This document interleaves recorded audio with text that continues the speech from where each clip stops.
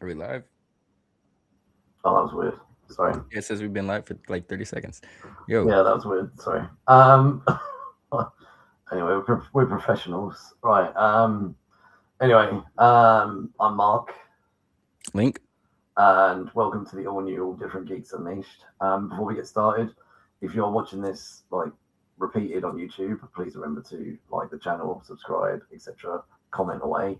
Um, Also, if you're watching on your favorite podcast platform, please again subscribe on all of those things: Apple Podcasts, Spotify, Podchaser, etc. Also, I'll throw a link up after the show's gone live, but feel free to donate to our Kofi. Um, Apologies for last week. I caught this super flu that they're calling it that's going around the UK, and I was completely knocked on my ass. And yeah, it was not good at Is all. still living with the ramifications of it. Yeah. I've still got a sore throat, so hopefully you'll think I sound sexy rather than ill. So, You know what's funny is we were just talking about this yesterday, and like I was telling you about how I was like, yeah, usually my mom's a good indicator if there's something going around, and she can go to work today because she is sick. So that flu is starting to hit around here, that might be you next unfortunately. week then. So Yeah, I'm gonna. My immune system's pretty strong, but we know. I don't knock on wood. We never know.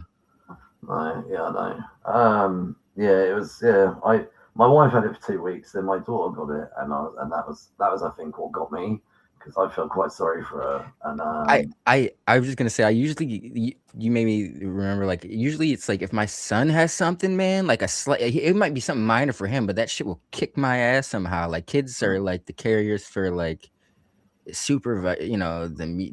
big boys. I mm, feel like when I get something from like my mom, my sister, or something, a cold or something, it won't be as dire. But when my son passes something on to me, it like kicks my ass. yeah, my oldest daughter came home the other day and she said half the teachers have not come to school because they're sick. Yeah, Wow, that's and gotta be pretty cool though. Around this like, time, well, yeah, I that's the thing. I think any kids are like the biggest spreader of germs. I think you've got to yeah. think about it. There's over somewhere, especially in senior school, like you guys call it high school.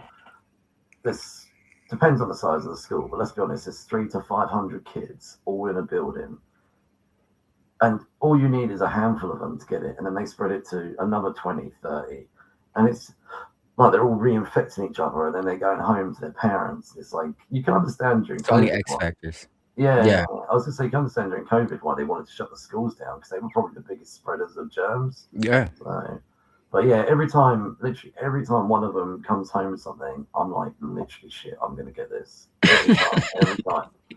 So, That's something you just make peace with as a parent. You're like, yeah, all right, here, roll with the punches. yeah, well, initially I didn't think I'd get it because like my wife had it for 2 weeks, and then it was You were my good. daughter, and then my daughter got it, and that's what hit me. So, I think it was about 2 weeks ago we were just about to go live, literally about to go live, and I said to you, hold on 2 secs. My youngest like text my phone going, "Daddy, I'm gonna be sick." Like, and I had to quickly like run out before we went live. And yeah, unfortunately that was me. But yeah, look, we're back. So we did skip over last week's episode. So we're going to carry it over to next year. And yeah, that's just how it is. So okay, before we get into anything, we will go to before. So we're going to jump into the geek news. So there's quite a few bits to cover. Some things happen. Yeah. Yeah, do you know what? Honestly, like this week alone, do you know what? When we did the episode of Thanksgiving, and we both said there's like nothing's happened this week, and then like so much has happened like this week. The week, yeah, the week, Yeah, yeah. and like even like things like the guy. Did you hear about that guy who Netflix have sued for 11 million? Um, he was some producer or something. I didn't even add this into our thing. No, Uh, Netflix is suing somebody. yeah. So he just got convicted of 11 million scamming. So um, it's a Hollywood director. Let me see. Oh, I didn't even grab the name of him. But right, okay. So Carl Rinich, best known for directing the film 47 Ronin, has been convicted of 11 million. So he started doing a project with Netflix where they paid him 44 million to do a TV show. He went over budget, went back to them and said, "Look, I'm over budget." There was a lot of back and forth, but eventually Netflix agreed to pay him 11 million. Now, rather than using that 11 million to finish the TV show, he went and had a good time on it. Um, so, Yo, that's crazy. I was funny you bring up 47 Ronin. Rewatched that a couple weeks ago. I had not seen it since it came out, which was like maybe 2013 around there. And it wasn't. I remember my first viewing, like my expectations were not like I wanted more. It was all right. And I mm. thought like maybe, time would soften that, but when I watched it again, it was like, meh, it was all right. Um, so for his track record, he shouldn't be bullshitting around. do you want to hear some of the things he bought? 5 Rolls Royces and 1 Ferrari, along with 652,000 on watches and clothes. Jesus Christ. He also bought 2 mattresses for six How much hundred. of the project did he get completed? The show? Um, I think the show was almost finished from what I read. 44 million on an unfinished sci-fi show called White Horse, and he needed an additional 11 million um, to wrap up production, which means I feel that must have meant that it must have been at least finished being filmed. Um, Close to. The problem is, it's like Netflix has the money, but at the same time, he's just taking too much leisure. Like, if Netflix really wants to see this project completed, they could. yeah. I'm sure without him, just take notes or have his assistant directors finish it or something. I don't know. That is, I guess he's trying to game the system because let's be real, Netflix has all the money. They're up there with like Amazon, Oh yeah, yeah. So Do you want to hear how much he spent on 2 mattresses? mattresses. Yeah, mattresses. Yeah, two How mattresses. much? 638 grand. Wow. He spent another 295 grand on luxury bedding and linen. And then he also then used 1.8 million to pay off credit card bills. Yeah, so that's Yeah, what I you're mean. trying It's been to an interesting week this week. I thought, so. trying to game the system. That's the shame on him, I guess. Well, it just makes it harder for other people to make these things because then Netflix are going to be a lot more cautious about handing out that money. Sorry about my dogs, but yeah, but I'm wondering. It's like at the same time, maybe Netflix needs to have more like quality control, because they put out so much content. Yeah. I can't help but feel that they just leave a lot in the creators' hands, Mm. and it's like by the good graces. Like some creators use their budgets wisely, see the projects through. You got others who probably dick it around and do shit like this, But Mm. it's like, why you spent a lot of money, like how that's what I'm saying. Like, can't they just have someone else complete it? Or it's like, do they need him to complete it at this point without giving him more money? It's like you guys spent and gave him this much money without seeing how much of the project he had really I mean, completed. they're never going to get that 11 million back, really, unless he's got assets Right. to sell. What I heard was that apparently, sentencing wise, he's looking at 90 years, but apparently that could be heavily reduced. I assume because it's just like wire fraud, really, and just It's a lot fraud. of money though. And they Yeah, got all them. I mean, it depends on how hard they want to bring the hammer down on him. Because if they have the money for the lawyers to well, really he's go he's been after. convicted of it now, so he's obviously guilty. But Oh, now he's okay. Yeah, yeah, he's so it's obviously so hasn't his gone to sentencing. sentencing. Yeah, hasn't had Yeah. sentencing yet. So I mean, that it depends, and how lenient they want to be. I'm sure if he seems more apologetic about it or has some instead of like, yeah, it is what it is. mm. You know, I'm always reminded of favorite rapper Gucci Man. Bitch, I might be. He's like the judge asked him, "Are you guilty?" And he's like, "Bitch, I might be." That type of decorum, won't get you very far. So hopefully, he's a little bit more apologetic. Yeah, But I mean, that's really messed up. Game the system like that without them really. to be that lavish on what he spent, I feel like he must have known Very what he yeah, was that very doing. yeah. Like it's 652. You spent over $1 million on some mattresses, my man. Like, Mattress, yeah, yeah, over 1 million on mattresses, mattresses, bedding, and linen was about 1 million. That's, I mean, who needs to spend that? Like, who, you know, like that's just that's man. ridiculous. No, Yeah. it's yeah. With that money, I could go and buy 2 houses. So, Not just not even that. It's like if we're really getting deep into it, but how many homeless people can eat off that type oh of yeah, money, or yeah, yeah, exactly, yeah, yeah. How much good could you actually do with that? I mean, who yeah. needs 2 mattresses and linen for about 1 million quid? Yeah, like you say, he could have donated some of that to somebody, like, or some sort of organisation. No, yeah, and then the more we talk about it, they're probably gonna bring the hammer down on him. He probably won't get 90 years, but he might get a good. Well, he's probably an older guy, so 30 years would be quite detrimental to the Yeah, enjoyment of his life. I can't see it being anything less than 20. So, Yeah. At least a 20, at least a dub. Yeah, deserve at least so. right, okay. Yeah, I wasn't even going to bring this up. I just sort of mentioned it for saying it's been a busy week. Right, let's just jump into some comic news. So, 50 years after the first Superman Spider-Man crossover, Marvel and DC are following up their crossover that we've had this year with Batman and Deadpool. This is going to come out in March next year. Um, Like that black suit and super. Why I like to call him Superboy Prime, but it's oh yeah, maybe Superman Prime. Yes, Jorge Jimenez yeah. I killing grabbed it. I grabbed, I grabbed, grabbed a few of these. Look, I like this Silk Oh, and Supergirl cover. oh, Jim Lee. Okay. And then Oh, Nakayama.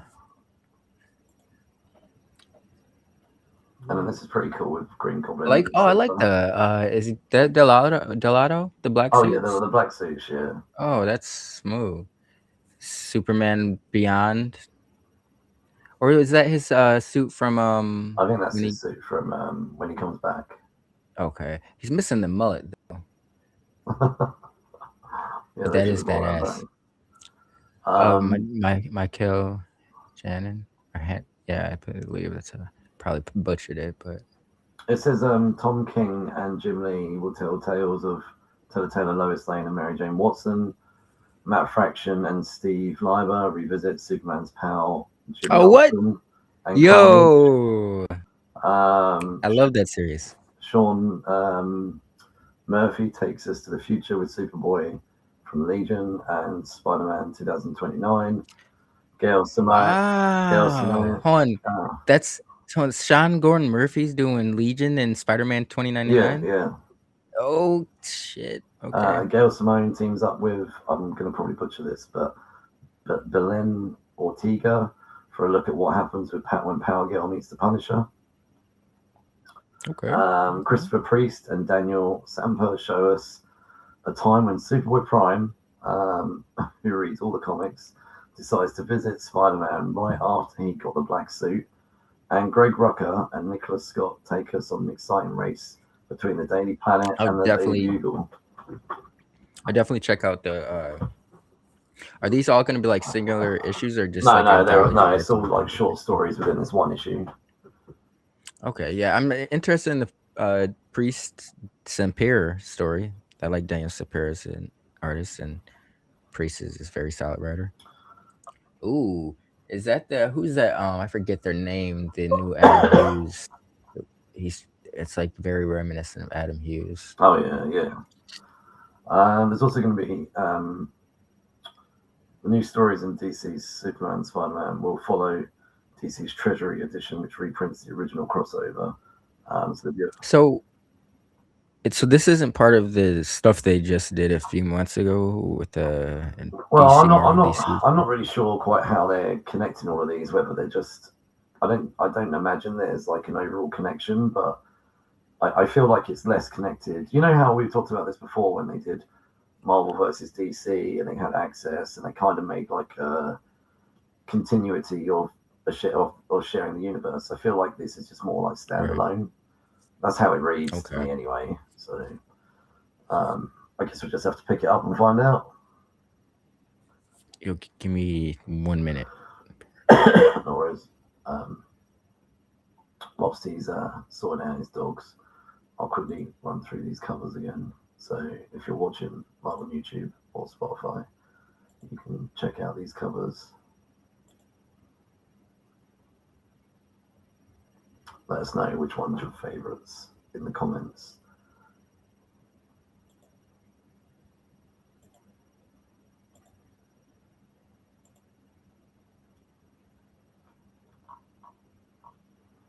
And if you have been enjoying the recent Batman Deadpool crossover, and also if you do remember the original crossover, there's also a Spider-Man and Batman crossover issue. I think that came out like 20 years ago.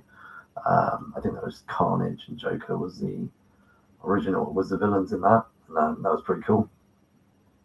And what I was referring to, Marvel vs. DC, that came out in the 90s. It was a 4-issue miniseries. And between issues 3 and 4, both the universes merged and they formed something called the Amalgam Universe.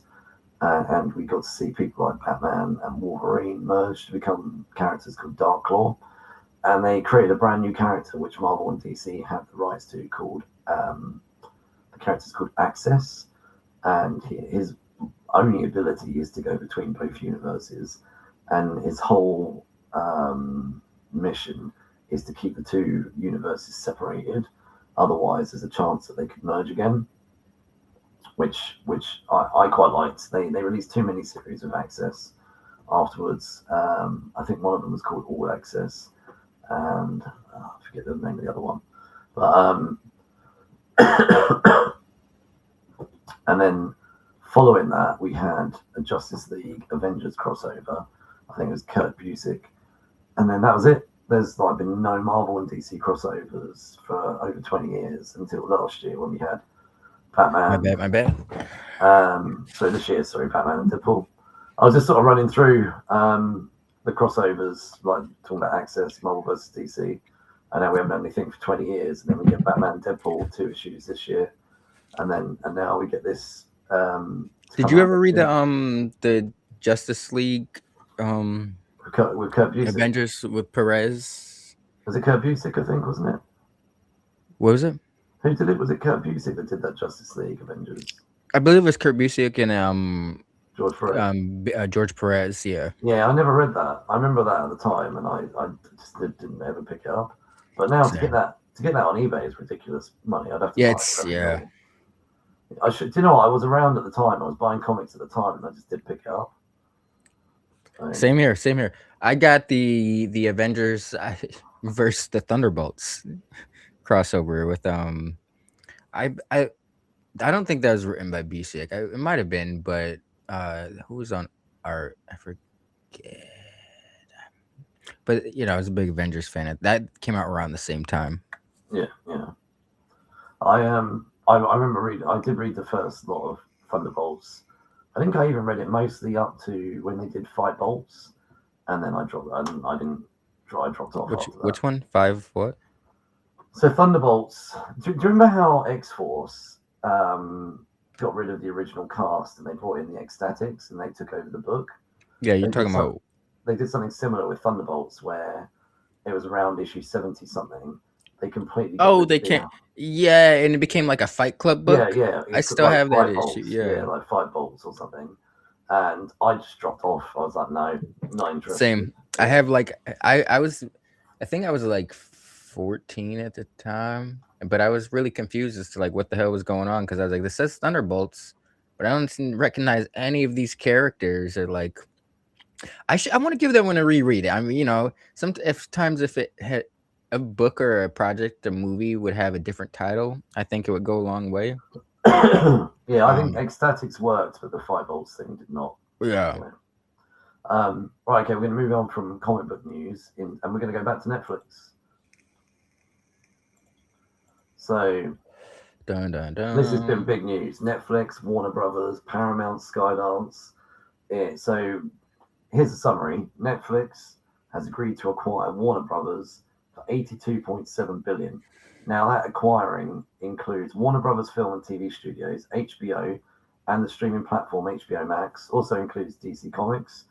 However, what it doesn't include is the global networks division, all of The the news shit, all like, the cables, CNN, TNT Sports, yeah. Discovery, and the plan is to shift that all off into a separate publicly listed company called Discovery Global.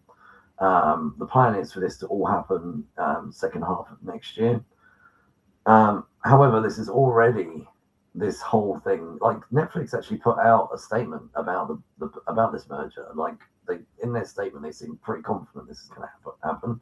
But they Um, got the money, man. Like this is a situation where people were crying woe about Microsoft purchasing Activision a couple years ago. oh yeah, They have the money. Like they'll go through a lengthy legal process, but when they have the bread to back it up, they're yeah.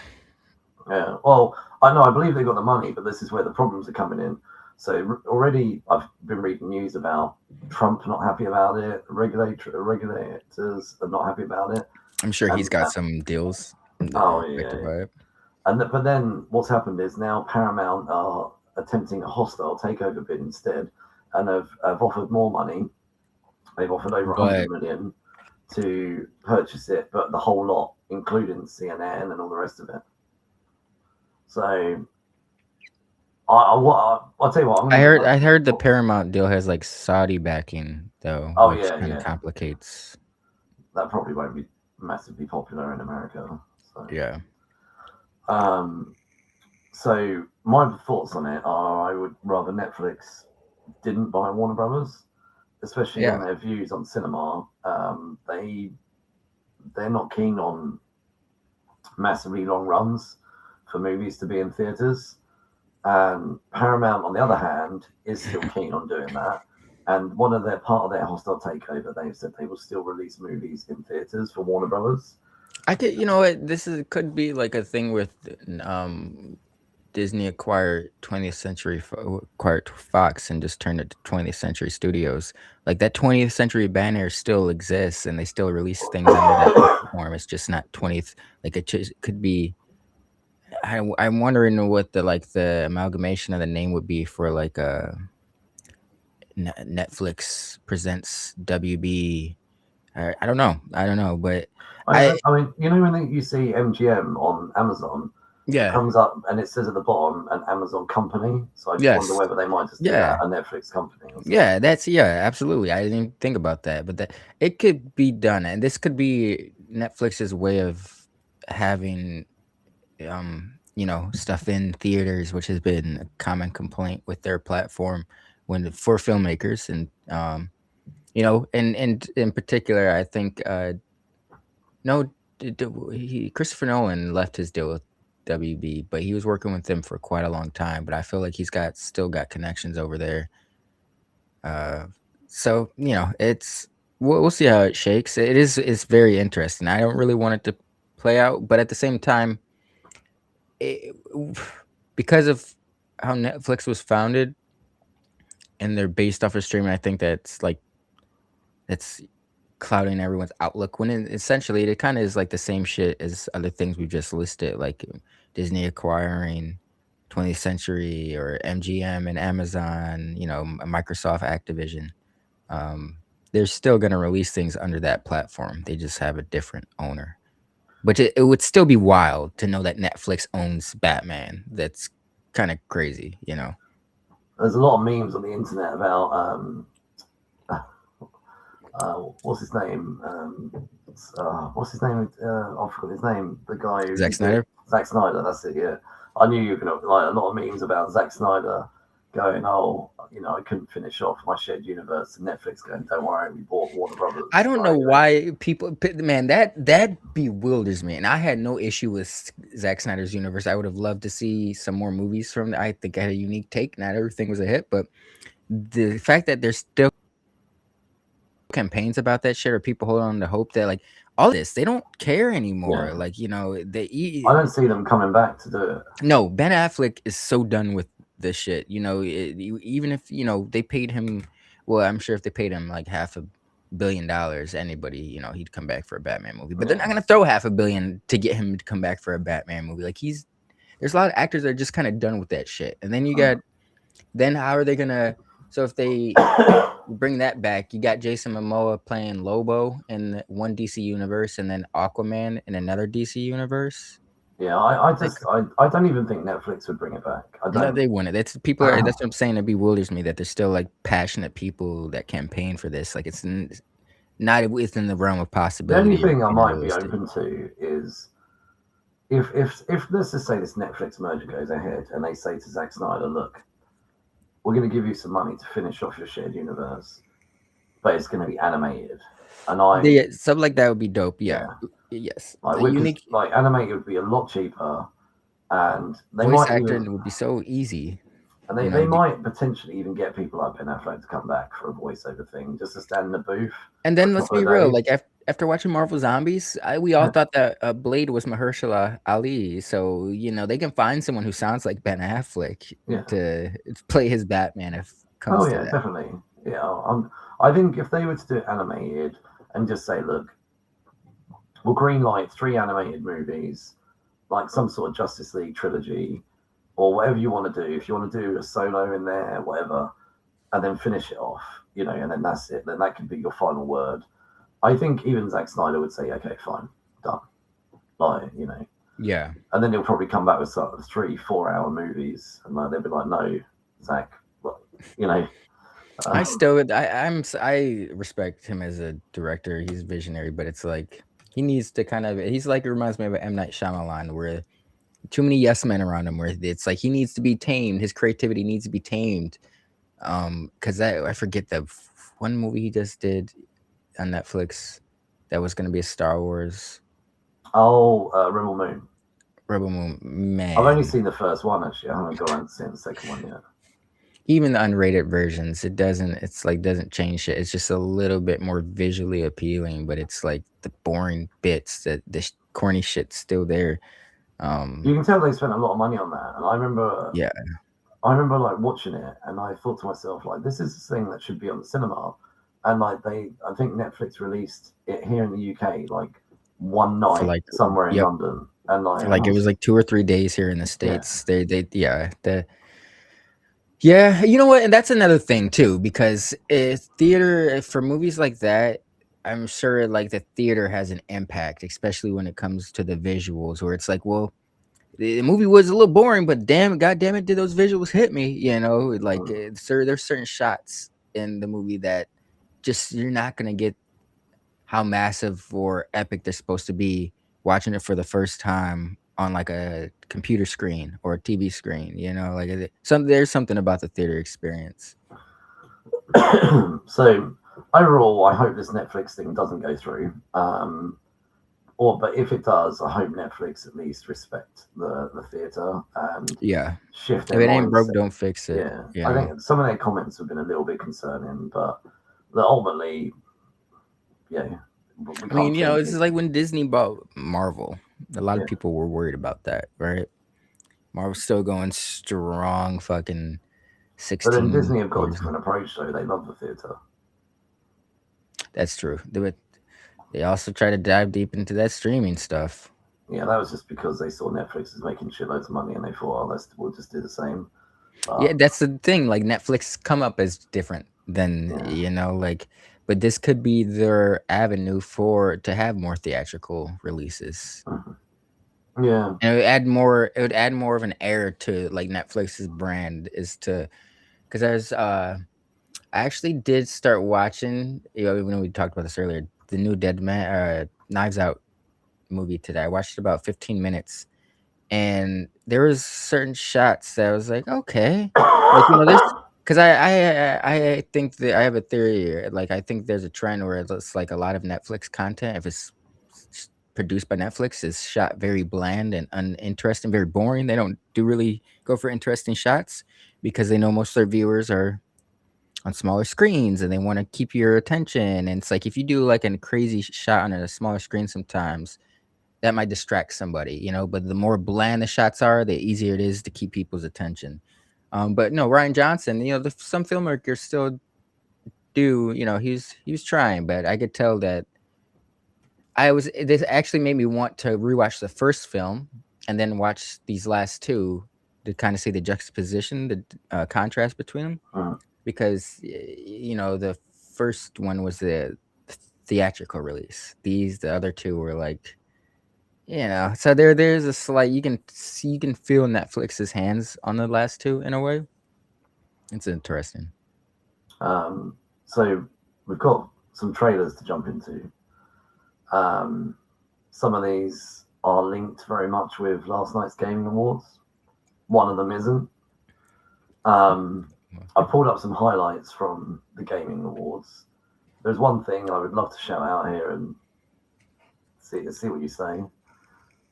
Rockstar have announced that Grand Theft Auto 6 has been delayed until November 19th, 2026.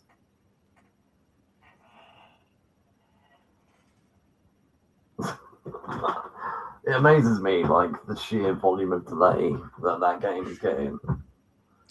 My man, I think it's right. Everyone was at a different stage of life with the last Grand Theft Auto game as Yeah, opposed to now. Like it's crazy, if we we've had 5 seasons of Stranger Stranger Things. Things. Yeah, Stranger Things. they gone from kids to grown up. Like Yeah, Billy Joe is what's her name? She's a mom now. yeah. That's wild. Like but if you look at like the trajectory of when GTA first came out, like we got within a 3.5, 4 year time span, we got three Vice City and San Andreas. Within less than a decade, we got 1 through 4. I Like don't that's understand how it's taken 10 years to make this game. you know what, this game has to be. It has to be a game changer. It has to be like revolutionize how people view gaming. Like it better be on some like Ready Player One shit or something. Like it's like I don't know. Like, and I don't see how it could drastically be different from GTA 5. For them to take this I long. also think because of the sheer volume of delay, the amount of investment that would have gone into this is going to be at least £100, $100 game. Minimum. Yeah, this is gonna be bad for us because at the same time we're all gonna go eat it up and pay the $100, but that's gonna set a precedent. We're gonna see other games start trying to release for $100. Like you Oh guys, yeah, that's the you thing, know, isn't it? Like, well, if they release it for $100, then I'll release mine for $100. and they'll try to justify it and bolster up the reason for the price increase all they want, like because they keep toying around with it. It was like $70, $80, and only certain games are $70, $80, like, but they want to raise the prices, and Grand Theft Auto is going to be that catalyst. Mm. There was also some big reveals last night. And it's annoying. I didn't line up this trailer, but Resident Evil Requiem dropped as well. Have you watched it? No, is that Yeah, the it's new new, Resident yeah, Evil game? Resident Evil 9 trailer. Oh And wow. there's going to be a new star. Is it first person or third person? I think it looks like third person, but Okay, most of it was video, like footage. The I'll be honest, I have not cared for the last two Resident Evil games. You know what? I'm kind of too much of a pussy. I have seven. I haven't finished it. yeah. It's taken me a long time, and that reason I have not played eight because I'm like, oh, I've heard eight's more action packed, but I don't like Resident Evil in the first person mode. Like I like third person Resident Yeah, Evil. me too. I prefer it when you can see the character. That's what Yeah, I prefer. I don't like any game where you're in their eyes and POV. you. Yeah, I Yeah. don't like any game like that. I hate it. It's too much. I think. I've had to get Um, accustomed to that, but I always prefer third person. But like it was like the 360. That's when like the Call of Duties, the Bioshocks. I do certain first person shooters. I do appreciate like Bioshock and stuff. But like Call of Duty, that was just because it was hot at the time. But nowadays I don't play like I'm trying to think of the last. I will play a first person game, but it's usually like an interesting like puzzle game like Portal or something in that nature, something. But person shooters, I am interested about playing the new Battlefield. I'm a Battlefield fan, oh so I yeah, plan on yeah. playing that. I tried to play that, but I couldn't do it because of the first person thing. It wasn't for me. No. Um, but in the trailer, look, I'll be honest. I played the first couple of Resident Evils. I played one and two. I love two. Like two, I played three because you could play as Claire, Leon, and then once you completed, you could play as a mystery third character. Oh, I didn't know And so I that. played I played all of those. I literally Resident Evil 2 is on my favorite. I think I played a bit of three, but then I played Nice. Code Veronica. I loved Code Veronica. I thought that was cool. You played on the Dreamcast? I Or played it on the the Dreamcast. okay, Yeah, yeah. nice, nice. And then that's it. I stopped. I didn't carry on with the Resident Evil You never franchise. played 4?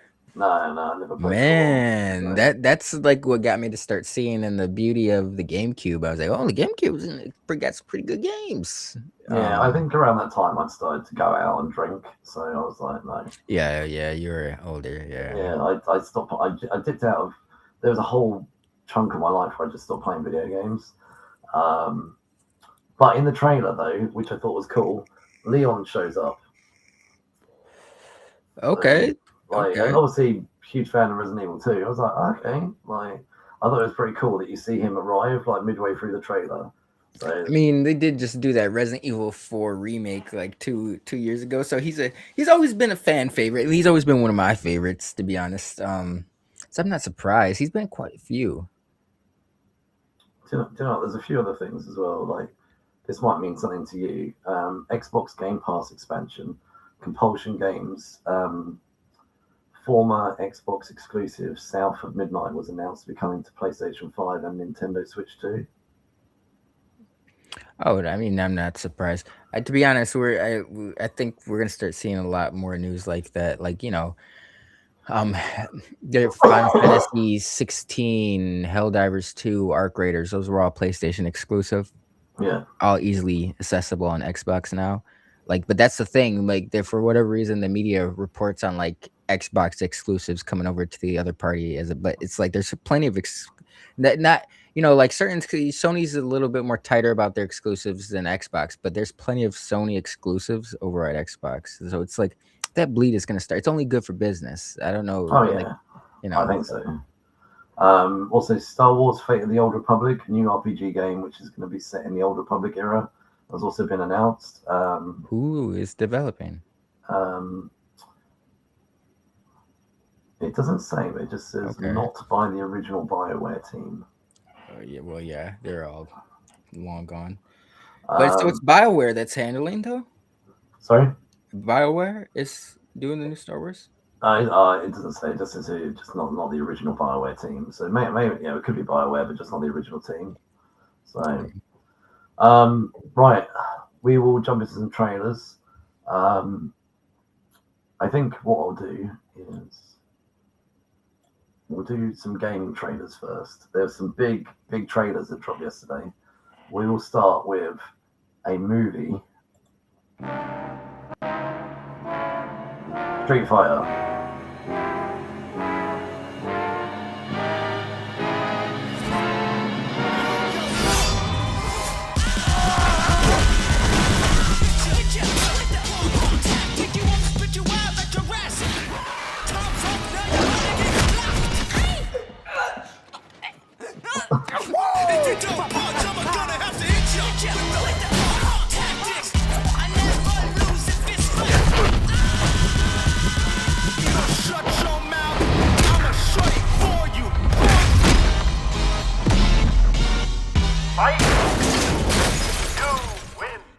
Oh, like I've got to say, like I love the I think you win fight. I love the car fight. as well. Yeah, Yeah, yeah. There's so many great man. the I'm music in love with in that that trailer. trailer. Yeah, it's kinetic. You feel the fucking hits and the screams. It's yeah, man. I don't know. I think I know go my I How don't would you rate know. the trailer out of 5? Oh, I mean, I think that's a 5. That's it because it's me as a video game fan, and I don't know. I'm not. I don't think I'm like an easy to please person, to a degree. So it's not like I just love everything, but that really impressed me. Like it's got the That's a pretty visuals. good trailer. Yeah. Yeah, it gets the point across. Like it's Street Fighter, man. Like that. Yeah, it looks visually, it looks sick. Like that's I'm very enticed by the visuals, Oh, and I'm what I excited. think like I think me and you spoke briefly before this show. I haven't read it, but you said you've read some criticism of the trailer. Now, I think that people need to go into this thinking this isn't The Godfather. This is a fighting, Or a yeah, video game fighting movie that's been turned into a game. And within the Street Fighter game, there's not really much storyline. They're just the character, the video game is always they all want to fight very each other basic. up until the final boss, and that's kind of it. And over the years, we've had several Street Fighter films where they've tried to create a story. The original Street Fighter movie, OG. yeah, like that movie was not the best, but Whoa, the, whoa, whoa, whoa, whoa, whoa, no, whoa, whoa, whoa, whoa. No, I mean it's so bad it's good. Yeah, no, it's no, not. yeah. So I It's mean, yeah, no, no, I like enjoyed it, but it's not, you to by know, technical standards. yeah, Yeah, yeah, yeah. yeah. I mean, I would, you know, yeah, by technical standards, it's not the best movie. Is it a fun movie? Yeah, it's a fun movie, but Like Double Dragon. yeah, yeah, yeah. Well, have I seen Double Dragon? I don't, you know, I don't think I've seen Double You Dragon. said no. You said yeah. You can't take it back. I'm not sure. You know, I must have seen Double Dragon, but Yeah, yeah, yeah. We covered on Robbie's. I've Yeah. seen all of the Mortal Kombat's. Annihilation is not my favorite. Um, I still enjoy Annihilation. Like that's Mortal Kombat's always been a little bit heavier with the mythology or story than Street Fighter per se. But I still like I've enjoyed every Street Fighter movie I've seen. They're not the best, but I Even the still Chun have Li fun. one, I really liked the Chun Li one. A lot more grounded. Oh, Mortal Kombat, I meant to say. Oh, But sorry. Street Fighter, I haven't seen. I remember, yeah, because I remember we were talking about Chun Li earlier. I remember kind of being, even though she's a beautiful woman, I remember kind of being pissed off that Lana Lang from Smallville was Chun Li.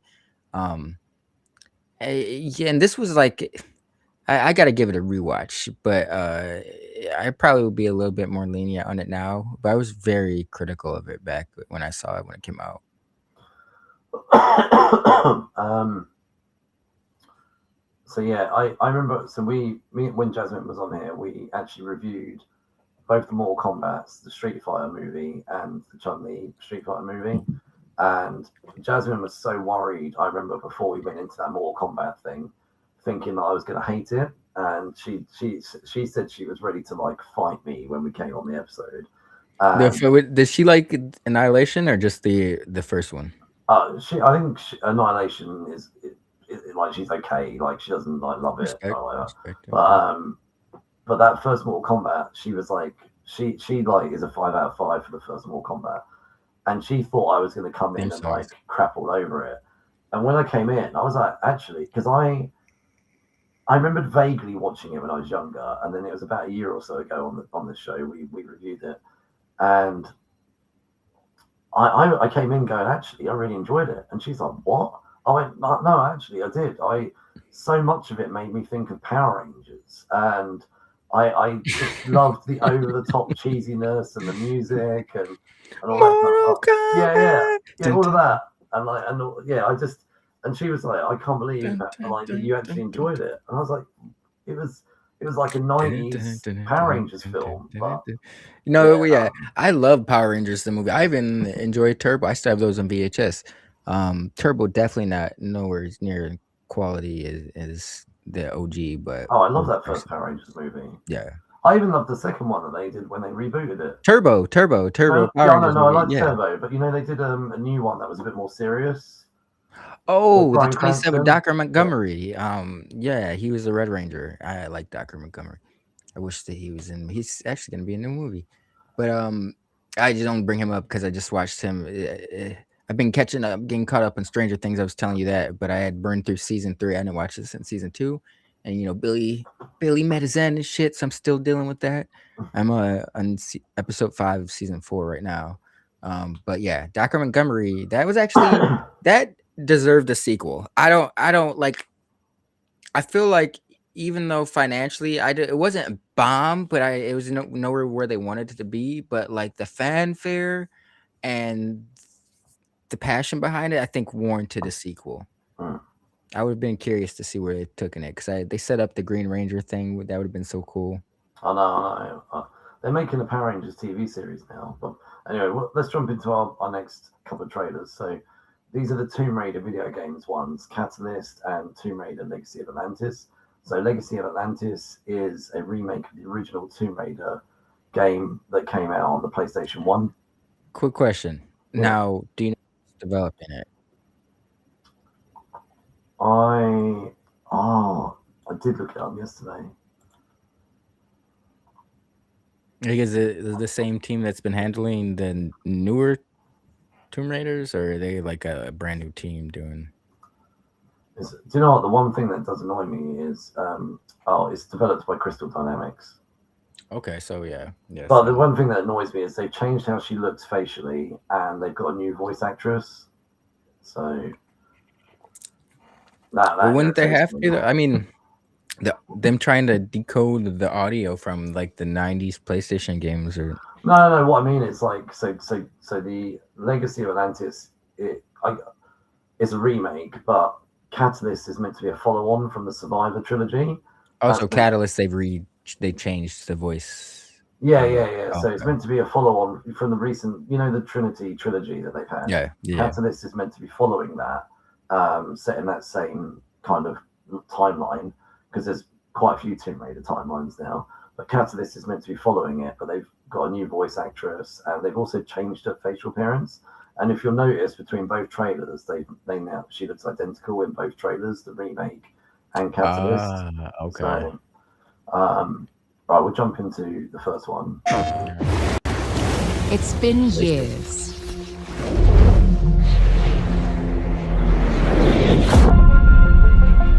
Amazon.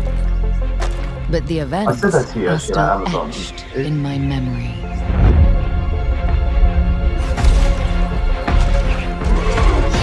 Lost worlds.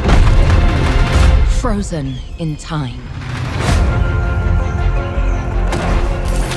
New discoveries. Waiting behind every door. Across every chasm.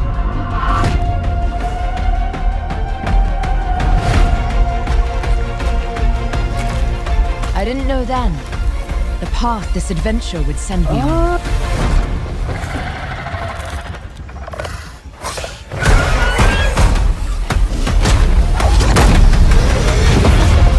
But it lit a fire that still burns. I need to see more. I need to go further. To uncover the secrets of Atlantis.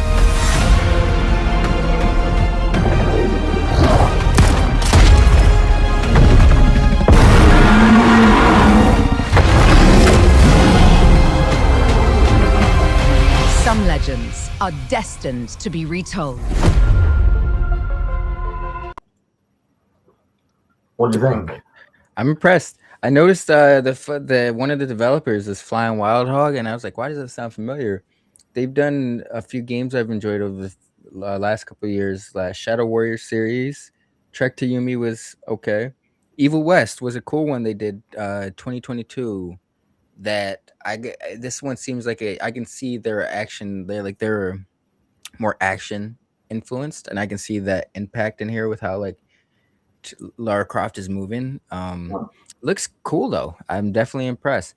Interesting PlayStation exclusive. Okay, we'll see. That's and get Amazon. Well, yeah, I'm pretty sure I heard that Amazon owned the rights to Tomb Raider now. That's what I said to you yesterday. Aren't they doing the show? You said they're doing a the live show. action TV show, yeah, with Okay. the girl from Game of Thrones, Sophie Turner. Sophie Turner, yeah. So, look, I'm a Tomb Raider fan. I'll watch that Sophie Turner show, and I'm definitely going to get these games. So, right, okay. Here's the trailer for Catalyst. The entire world knows your legend.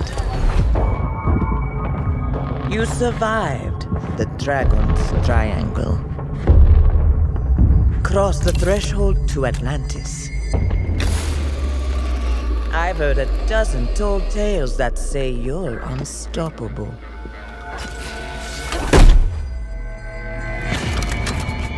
But I say, all legends must come to an end.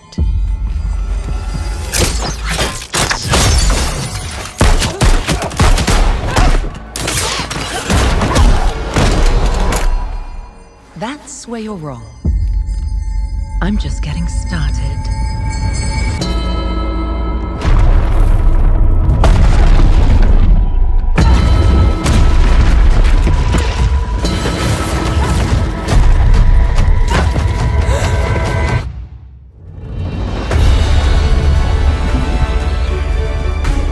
There's your answer.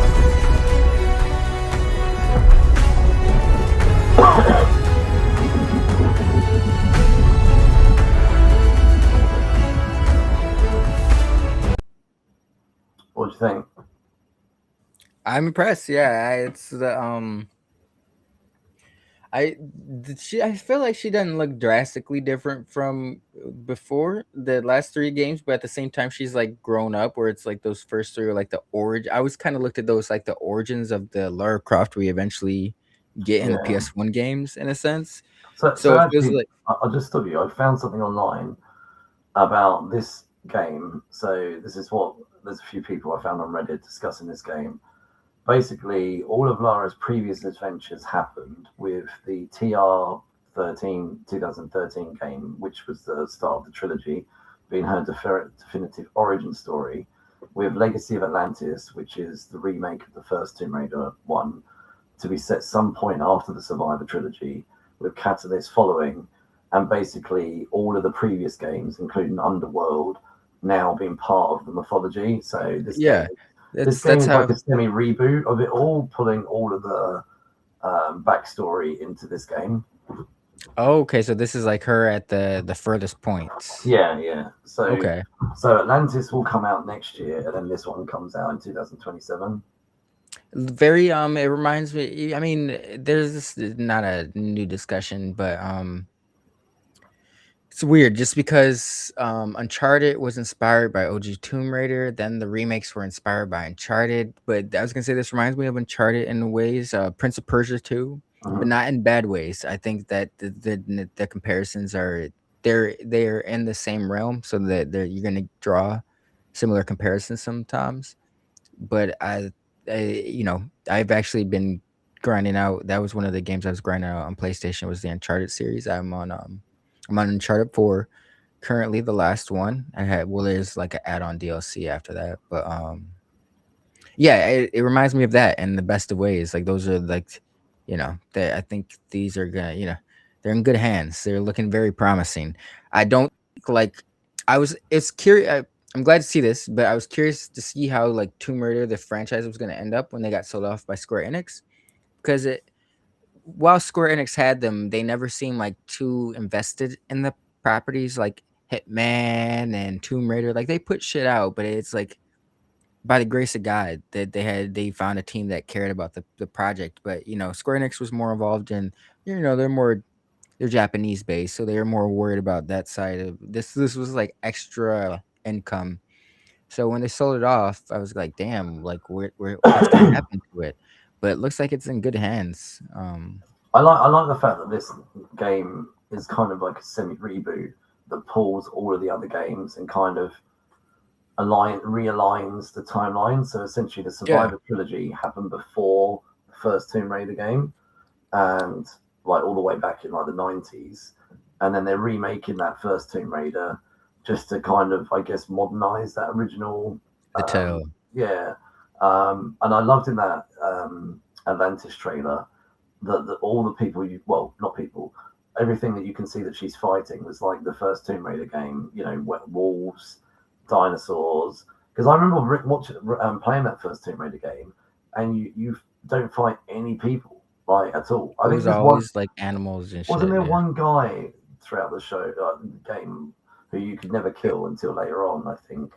From The memory. people in Tomb Raider games didn't start coming until like after Tomb Raider 3. Like they maybe even Tomb Raider 3, there were some people to shoot sprinkled throughout, but I'm pretty sure it was like after Tomb Raider 3 is when they started making human targets. And from memory, wasn't Tomb Raider 1 didn't it end with some alien thing, something like that? I might be wrong. It's been a long time since I Yeah, played it. man. I mean, no, you're a bigger Tomb Raider fan than I, but I'm gonna take your word for it. I'm pretty sure, I swear there was like an alien thing. That I sounds can't, familiar. yeah, I can't remember now. No, I'd have to go and dig on the internet. But anyway, look, I'm excited for these. I'm a huge Tomb Raider fan. I've not Oh played yeah. every game. I don't have that much time on my hands, but um, I played I think the first 3 or 4 of some Last of Revelation, by the way, which also I played on the Dreamcast. Um, Oh wow, I never played any Tomb Raiders on the so the Dreamcast. first 3 I played on the PlayStation, then I bought a Dreamcast, and I was like not sure what to do because it came out on both, and I was like, no, I'm going to get it on the Dreamcast. So no, I love that Survivor trilogy. I thought it was really cool. It was nice to have that remake. Oh yeah, that was a very. I'm glad to see it getting Not love because it remake, was. different style rather than a remake. Well, yeah. But those games, I feel like they got easily overlooked when they came out. It seems like they're retroactively finding like a stronger fan base, which is cool. Cause they got overshadowed in a lot of ways when they first came out because people were like, "I'll just go play Uncharted," because Uncharted was still coming out Yeah. during like at least 2 of these. Mm. Well, no, I'm going to get both of them, and hopefully they do not release them at $100 each. No, I don't think they'll do that. No, I don't think they will. But yeah, So right, Which one okay. are you more curious or eager to play? I think Catalyst. I'll be honest. I think I a remake's good, but I Flying wouldn't Wild trade it. Hog, that I that's a tough. My bad to interrupt, but you had me thinking like, because I was gonna say Catalyst, but Flying Wild Hog being involved in the remake of the first one has me way more invested. Like I think they're gonna definitely make it more action packed, Mm. like not crazy beat 'em up style shit, but it's gonna be way more fluid than people are used to I in mean, Tomb Raider game. the other thing is like they just did a re-release of Tomb Raiders 1 to 6 as remasters. Oh yeah, So I'm yeah. like, do we now need now we've done a remaster, now we're getting a remake. And then if that's popular, are they going to go remake Tomb Raider 2 and 3 and you know That's a good question. That's a good because they did that with question. Resident Evil, didn't they? There was a phase of remaking their original games. I mean, that's a rabbit hole because yeah, like because I mean, a lot. When you're looking at Final Fantasy VII remake, a lot of people. I'm one of them. I want a Final Fantasy VIII remake. That Final Fantasy VIII is my favorite Final Fantasy, and I think that such a slept on game. The world's beautiful. To see it modernized, like or recontextualized, like 7 was would be crazy. Even 9. Nine, that's what I'm saying. I would like to see 10 even could go for after 10. 12 was not that bad, but maybe it could a few years from now. But I honestly would like to see like I wouldn't mind if they did 7, I mean 8, 9, and 10 remakes of Final Fantasy, to be honest. Yeah. So it's the same thing with like Tomb Raider. Like depends on which ones fans are really asking for. Like the first one, that is kind of cool because they're introducing. So if you're looking at the trilogy they just did the last couple of years, for people who grew up on that Tomb Raider, that's a completely different Lara Croft than what we're used to, Mm. So in a sense, they're getting younger viewers or younger people who might not have played the OGs caught up on the default definition of what Lara Croft is. What she's supposed to be, not this grizzled. She could be, in the trilogy, she's very not very, but she's emotional. She's learning her way. She's learning to be the Lara Croft that we know her as, So she's not this calm under pressure. That's how what she eventually comes to be. But it's cool that they're the juxtaposition between Atlantis and Catalyst because new audience members will be able to new fans will be able to see where she like her default version where she kind Mm. of started off for everybody, and then where she is and with Catalyst, we're jumping forward to her the furthest in line. Like this is where Lara Croft finally is. You guys can follow her from this adventure from here on out. But it's cool they've not retconned all the games. Like they've incorporated every game into the history of this. The one thing I was hoping for was we had Jonas by her side during the Survivor trilogy, and there's no sign of Jonas. But then I guess the That Survivor trilogy is set before the first Tomb Raider, so but Where is he Atlantis now? could you know, I'm sure there's going to be some alterations in Atlantis, so Atlantis could kind of answer like, where's Jonas? Maybe they'll have a 2 series games where it's like they're gonna remake, like you said, the 2 and 3. After 3, if they were gonna remake those, I would say stop after 3. We don't really need to be that caught up Oh yeah, with their Last history. Revelation and all the rest of it. Yeah. So, although Angel of Darkness might be quite cool to remake. Was that the one where she's like in the all black? Yeah, yeah, and And it's like okay, set yeah. in like London and stuff like that. So, Yeah. I think isn't that the one where she's framed for murder? Yes. Yeah. I played bits of that, but I didn't have time to finish it through. But yeah, I thought that was quite a cool take on it. Yeah. Oh yeah. Right, okay. We'll jump into our final trailer.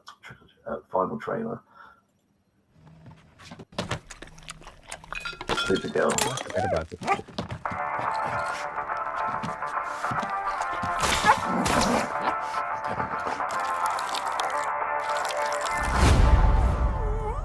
You managed to get most of it on the paper this time.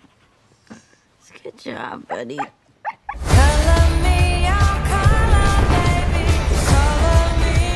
Hi, cars are out. Hereby declare the 23 will be the best year yet.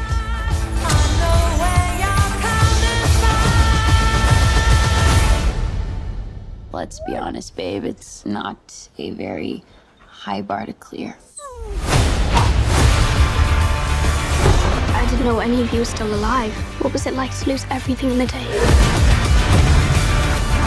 Krypton didn't die in a day. The gods are not that kind.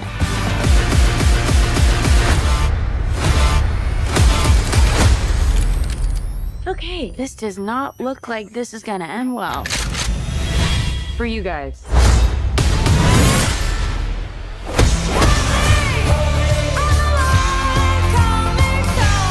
Do others on your planet have powers like you? No, it's a pretty small group of 2.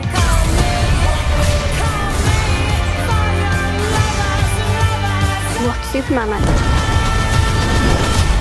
He sees the good in everyone. And I see the truth.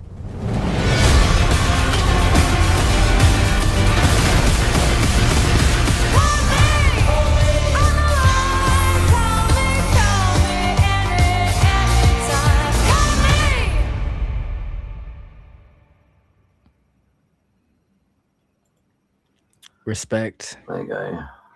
Yeah, I think that looks dope as hell. I was just looking up Craig Giuseppe. I had to look up his filmography. I've seen Mr. Woodstock, Lars and the Real Girl. I did not know that. That's one of my favorite Ryan Gosling films.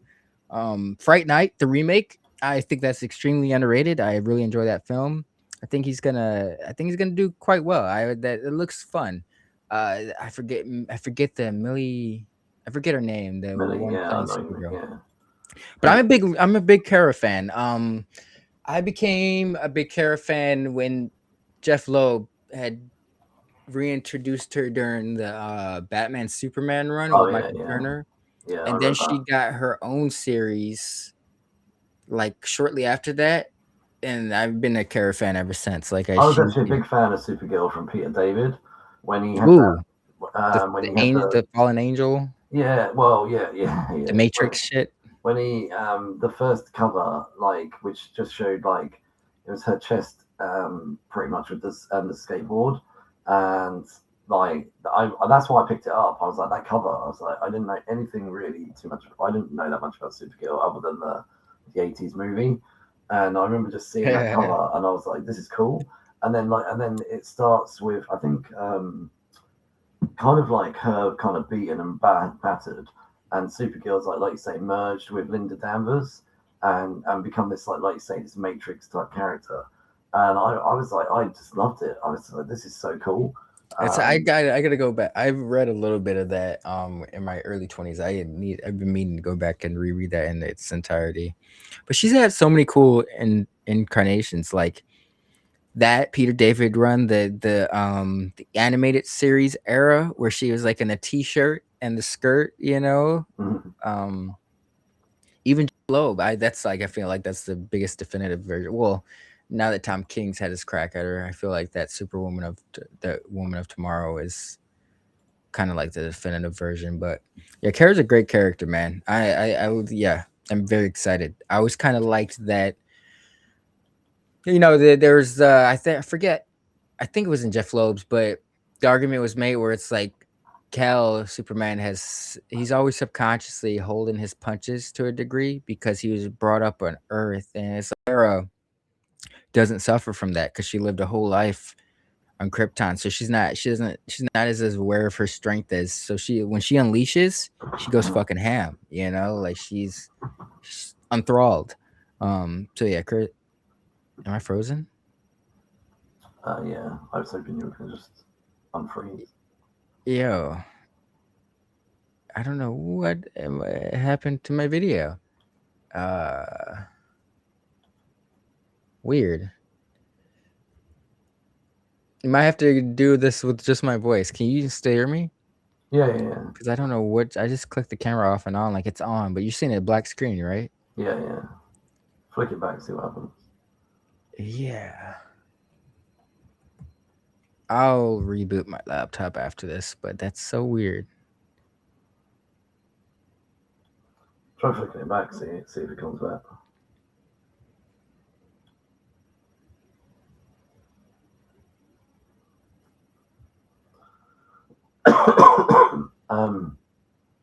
Anyway, that Supergirl trailer, I'm excited. I think it's cool. It's very much a James Gunn trailer / film, though. Yeah. I mean, yeah, it's got the energy of a gun. Yeah. Yeah, yeah. But look, we're obviously we've spent quite a bit of time chatting about news and stuff. Let's hit that list. Yeah, well, I was gonna say just quickly, anything you've done this week you wanted to quickly shout out. Other than that, we'll then jump on to the list. Oh, just been fucking watching Stranger Things, you know, getting caught up in that. I was debating on whether I should I don't know, something just hit me. I was like, you know what, let me grind this out. But I wasn't even gonna what happened was I seen that the final batch of episodes were coming on Christmas. So I was like, you know what? Let me try to get caught up so I'm in on the excitement by the time the final episodes drop. So I've just been watching Stranger Things. I've watched a few Christmas movies this week, kind of getting myself ready for the show. But there's one thing I've watched, which is a film called Relay. I told you about it the other day. Riz Ahmed, yeah. Yeah. It literally just came out on Amazon. I'd heard about it months ago. It's an independent made film, and it's got, like I said, Riz Ahmed in it, and Lily James, Sam Worthington, Willa Fitzgerald. There's a few other people in there you might recognize. Victor Garber, he shows up briefly. What I liked about Relay was, this is something I didn't know about. Oh, there you go, you're back. Yeah. I was just saying about Relay. One of the things I loved about Relay was I love it when a film teaches you something. So I didn't know that there was a service called the Relay service. So if you're deaf and you can only communicate via and is the movie about deaf people? No, it's not a movie about deaf people, but they use. So Riz Ahmed is a negotiator for people that for whistleblowers that have basically taken confidential material with the intention of whistleblowing and then crap themselves and then decide to not whistleblow because of the sheer volume of threats and intimidation and all the rest of it that the company are putting them under. So Riz Ahmed is basically an underground negotiator, and the film starts with somebody doing the deal, essentially walking away, and then the rest of the film is then about Riz Ahmed's next case, about a girl who has got confidential material, and she says, look, I want to hand it back, I want to walk away, I don't want to be getting followed and all the rest of it. And she goes to see some sort of lawyer, and he hands her some number and says, look, this guy can help you, and how they communicate is through the relay service. So the relay service is basically deaf people will I've got this big. It's hard to describe. It's like a big calculator, typewriter type thing, and you got all big keys and all that, and you've got like a single line on the screen, and they what they're typing goes to some caller in a center, and then that person in the center will call, like you for instance, and say, like, have you ever had a call from the relay service? And basically whatever they type, I read to you. Whatever you say to me, I type and they can read it back. And that's how he manages to always stay separate, because he doesn't make any calls directly to the people, and all the rest of it. And I actually Googled it, and the relay service is actually a real thing. And you've got it in America. We've got it over here in the UK. And I thought, what a cool idea of a way of communicating with people and staying pretty much anonymous. And I love the simplicity of it. It's a thriller, and I love how they use like old tech to communicate. I liked it. Yeah. So it's a pretty cool thriller. The only reason I asked about the deaf thing is because when you had brought it up earlier, I had mentioned Sound of Metal, which is a phenomenal movie he was in. He plays a rocker who goes deaf, and he's got to deal with like the sudden hearing loss, and it's a very, very good film. But I was like, oh shit, he's doing another deaf movie. That's because that Sound of Metal is heavily themed around like hearing loss and stuff like that. So it's interesting. Am I frozen? Hello? Oh, I think there's me.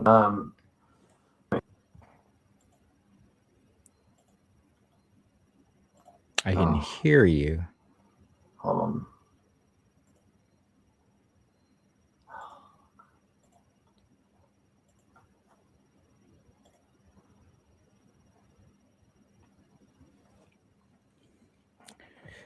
Yo to anybody out there in the chat. No, I'm oh. Oh, come on. I can hear you. I can't see anything for some reason. It's gone. Oh, you can't see anything? No. Yeah, sorry. Carry on talking about Sound of Metal. Oh no, yeah, it was just about the he was deaf, and I thought that was an interesting connection with that film Relay you were talking about, since Ahmed was in both of them. Looks like Mark will be back. Technical issues, I suffer from those as well. I think everybody does to some extent. You're back. Yeah, I don't know what happened. Obviously, we both seem to have problems tonight. But yeah, no, I looked at Sound of Metal because you told me about it and how he had to put a metal rod in his mouth to be able to hear the tune, because obviously the to do with like the inner eardrum, and so he could process the sound through his inner eardrum through this metal stick that went into his mouth. I thought that sounded pretty cool. Yeah, it's a sad film because yeah, I don't want to give away too much, but yeah, it's definitely worth watching. Yeah, no, I'll try and get that done over the next week or two. Yeah, I love watching films, as you know. Right, yeah, look, we'll jump on to our list, the main reason we're here. So it's Christmas time, and me and Steph thought we would jump through our favorite movies, and we both said to each other beforehand we didn't realize how much hard work it would be to put together a top 10 list of Christmas movies. There was things that got shuffled around. I think my list in the end was something like 30, and easily I feel bad there's like, when I finished this list, there's easily 10 movies that I felt guilty for not putting on my list. I'm like, these are really great Christmas films, but it's you only got 10, man. It's oh yeah, I know. The Muppets Christmas special, it's not on here. The original Home Alone isn't on this list. Trading Places isn't on this list. Gremlins, Gremlins Frost isn't on this list. Gremlins isn't on this list, and these are all films that probably should be included. Yeah. But, we set ourselves a limit of 10, not 30. A Christmas Story. Yeah. Story. I would say this list is a list of mostly nostalgic, but with the odd current movie.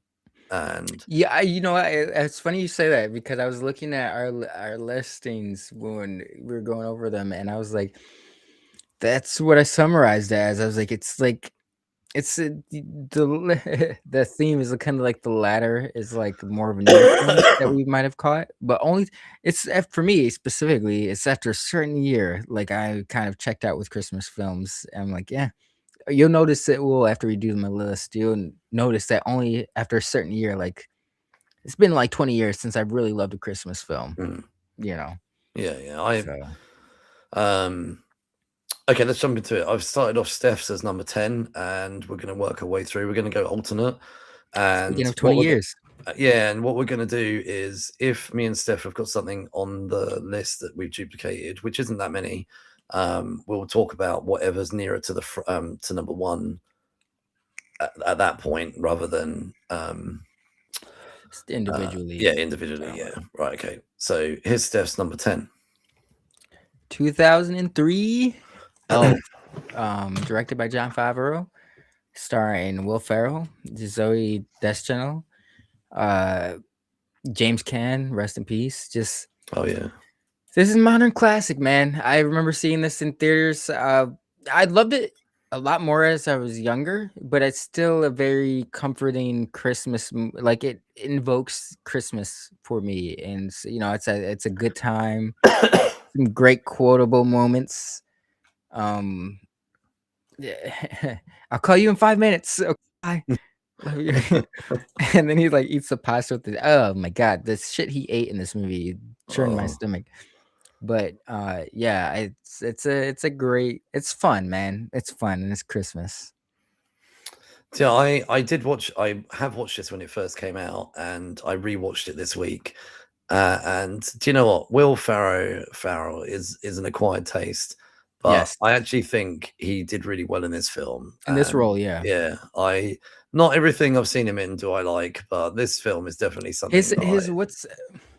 He always plays like a grown man child, and that's you're gonna get your mileage may vary for a particular role. Not always. They're like Stranger Than Fiction is actually a really good Will Ferrell role where he's not playing the affable man child, but he definitely has a type, and this is like his type to 10, but it works for this role, like the grown man child thing. Like I think it works well here because of the innocence of being in the North Pole, yes, and not being around normal society, and how he was brought up by elves.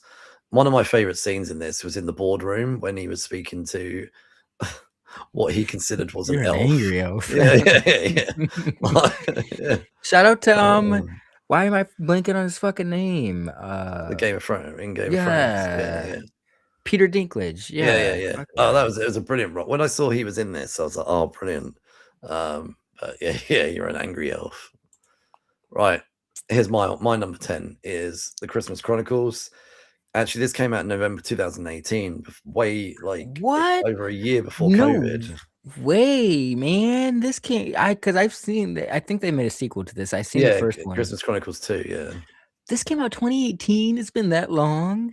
I know. I feel like this was newer. I thought this came out during COVID. Me too. So Christmas Chronicles 2 came out during COVID. It came out 2 years later.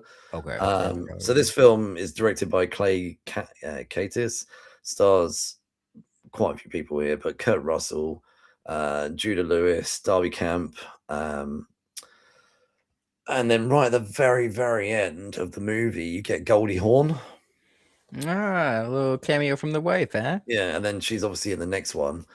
What I liked about this was as a modern take on the mythology of Santa Claus, and he played a stronger, kind of gruffer, grizzled,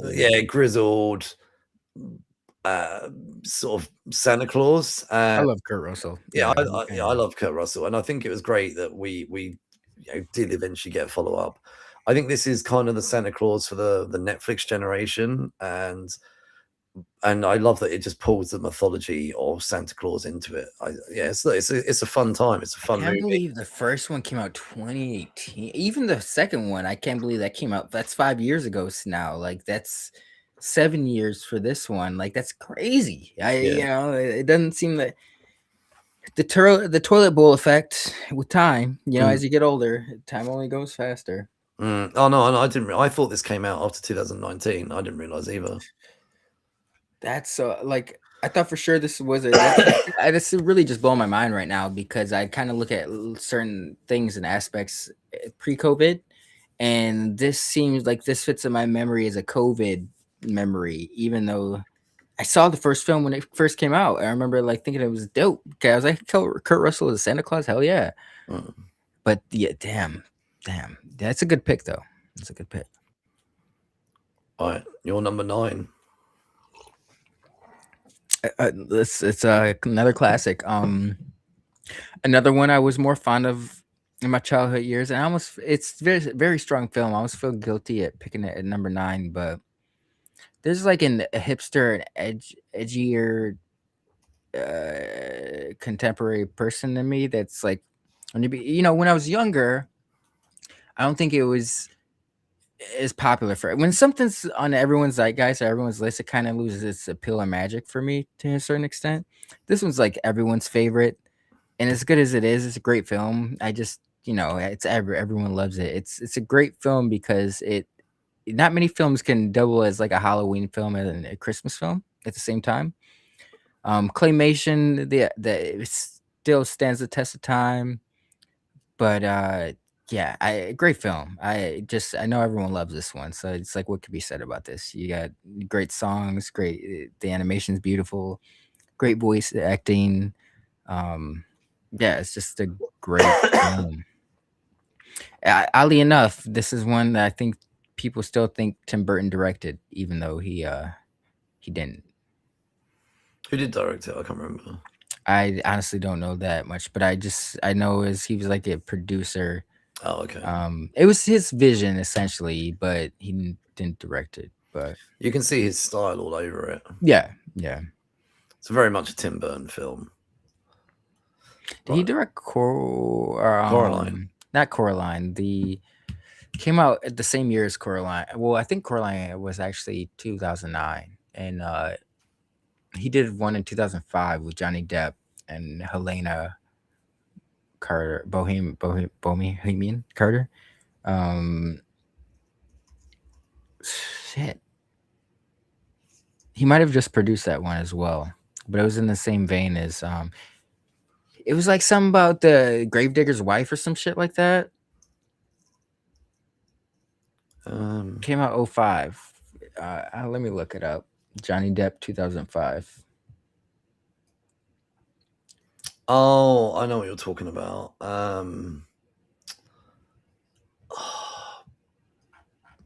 It's like a cemetery and yeah, it's bugging me. I can't think of the name, but I don't know if I think he directed that one. I'm pretty sure he directed that one, but he might not have. That's what I'm saying. Like, you attach Tim Burton's name to something and it kind of like, oh, he directed that, but no. But yeah, you can still feel his DNA throughout. Oh yeah, definitely. Okay, so here is my number 9. So Die Hard. I think we all know Die Hard, and came out on my birthday, July 15th, 1988.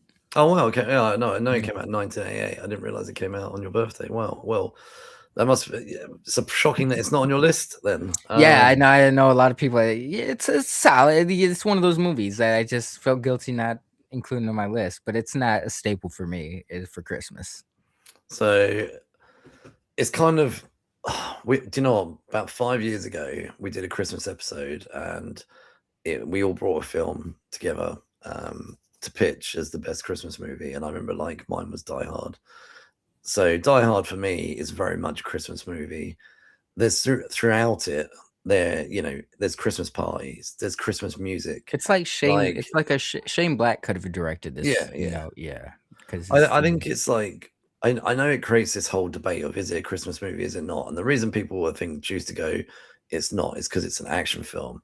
But there's nothing by that definition, none of Shane Black's films are Christmas movies because a lot of them are like crime thriller action movies that take place around Christmas. That's. There's loads of Christmas films that have got different genres attached to them. Yeah. So what we obviously you got the stereotypical genres of rom-com, Right. It's magical shit. Yeah. You know, because it's like, yeah, that wouldn't even be fair because it's like something like definitely not on my list, but it's a cool Christmas film, that Violent Night film. Oh yeah, I liked Violent Night. Yeah, that was fun, man. But that's not a per se. I could easily see how someone would be like, "That's not a Christmas film." It I is. mean, It is a Christmas film. Santa is the star of the film. Yeah. Like, he just happens to be a very angry man. Have you? Speaking of that one, there's not on the same vein, but it's kind of similar premise. There's a film called Fat Man. That I only heard about that the other day. Mel Gibson.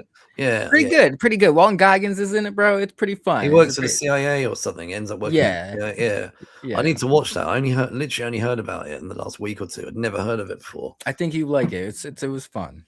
So I liked Violent Night, and even it's not on the list, but even Lethal Weapon is set at Christmas. Yeah, hell yeah. Oh, gee, damn, I forgot about that, man. Yeah. There's so many action films that are set at Christmas. But Shane also, Black, wasn't Shane Black with Lethal Weapon, or was that?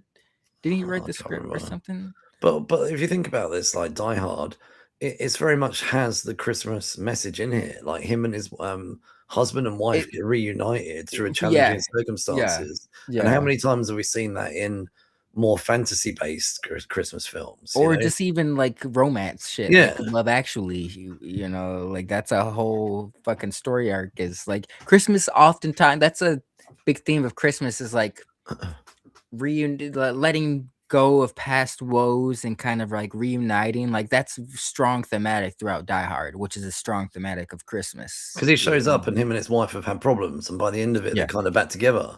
Well, because weren't they about to get divorced, or like they were on the rocks? I think when he showed up, he said something about the spare room's been set up for you or something like that. Mm-hmm. By the end of it, and obviously when we jump into the second Die Hard, which is also a Christmas film, she's flying back to New York to see him, and all the rest. It was a Christmas film. That's crazy. I didn't peep that. It's kind of it's more diluted. The second one, the argument is a little bit more debatable than the first one because I've only ever looked at the first one as a Christmas film, but the second one is a Christmas film as well as the third one where they started to veer away from that shit. Oh yeah, the third one's a summer film. So yeah. Hot Town, Summer in the City. I love the third Die. I love the third one. Is my favorite out of all the Die Hards. The third really, I respect that. I respect that. I got a keen place in my heart for Live Free Die Hard. But I think the one with the last one was probably the worst movie. When apparently that was written just as an action film, and they retrofitted it to be a John McClane film. Terrible. Yeah. Terrible. Right, let's move on to number 8. So here's your number 8. Speaking of Shane Black, Kiss Kiss Bang Bang. I mean, you take your pick. Ariel, most of his movies are Christmas movies, even Iron Man 3. But, oh yeah, Iron Man 3 is too. This is a special one for me. I just think it's like this was my first exposure. Like I remember seeing this my senior year of high school. And it was like my exposure to I knew of Robert Downey Jr. because I'd seen him in like Gothica a few years prior to this, like 2002, 2003. But this was like my first exposure to Robert Downey Jr. as like a main character actor. Yeah. Val Kilmer was in it. I think it's actually one of Val Kilmer's later greater roles. It's just very witty and snappy, and it's a crime thriller. But it just feels like Christmas, man. Like that's Shane Black, but this is like I think this is an underrated gem. Actually turns 20 years this year. I think it was like maybe a couple months, like maybe last month it hit its 20 year anniversary. But it's an interesting film, and I think it gets overlooked. Like, a lot of people credit to Robert Downey Jr. getting his star status back. Like he did get it back with Iron Man, but he hadn't lost his flair. Like, I think this movie is indicative of that. This is pre-Iron Man, when he was trying to earn his way back into the good graces of Hollywood, and he knocked it out of the park in this film. Like he fucking slays it. Val Kilmer's a great they had a great chemistry actually, but it's fun, it's witty, it's snappy, it's fucking Christmas. It's Shane Black. Yeah, Kiss Kiss Bang Bang. Do you know, I haven't had a chance to rewatch it before today. I did watch it when it first came out, so I can't make any comments. It was too long ago for me to remember. but I do remember enjoying it. That's all I can say.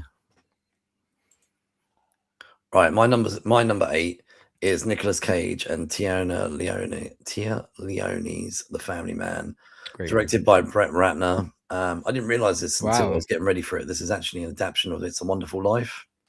That's crazy. I didn't know this was a Brett Ratner film. It shows you that even like some of the biggest pieces of shit have some like some heart a Yeah. little bit. Like I feel like this film came from a place of heart, and I Oh, just yeah. Brett Ratner is not known for that. I rewatched He this last night before I knew we were going to come on and chat about these films, and this was on my list, but I wanted to rewatch it so it was fresh in my mind. And do you know what actually kind of a beautiful film this is for such an underrated Christmas movie? Yeah, This is absolutely. the whole what if trope, and oh, damn, I've forgotten his name. Don Cheadle. Don Cheadle is kind of like the ghost of Christmas past throughout, like, and future and present all rolled into one. Throughout. Sorry, like amalgamated meshed.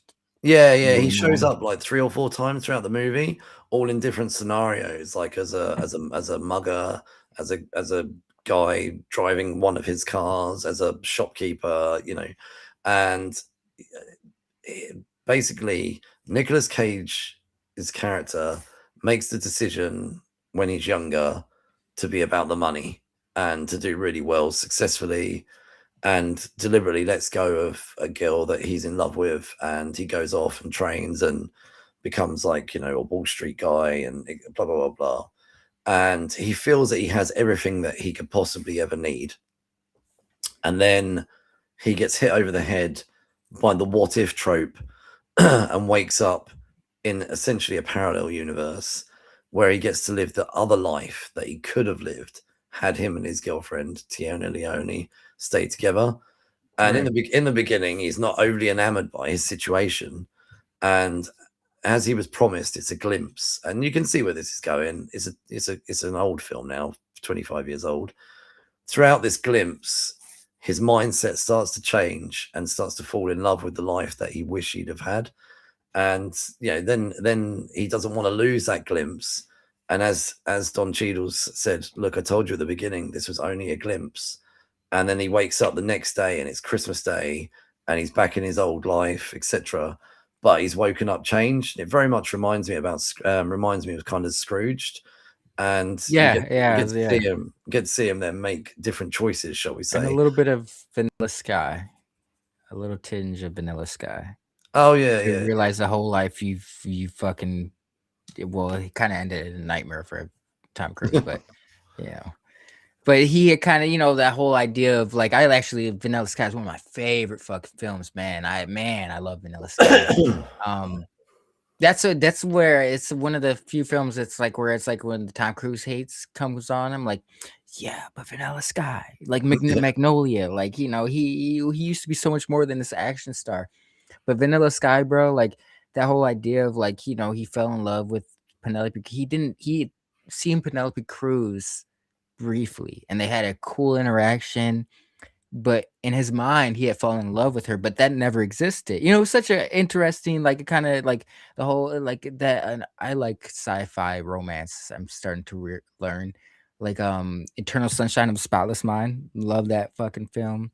But yeah, like Family Man fits in that vein, bro. He falls in love with the idea of something that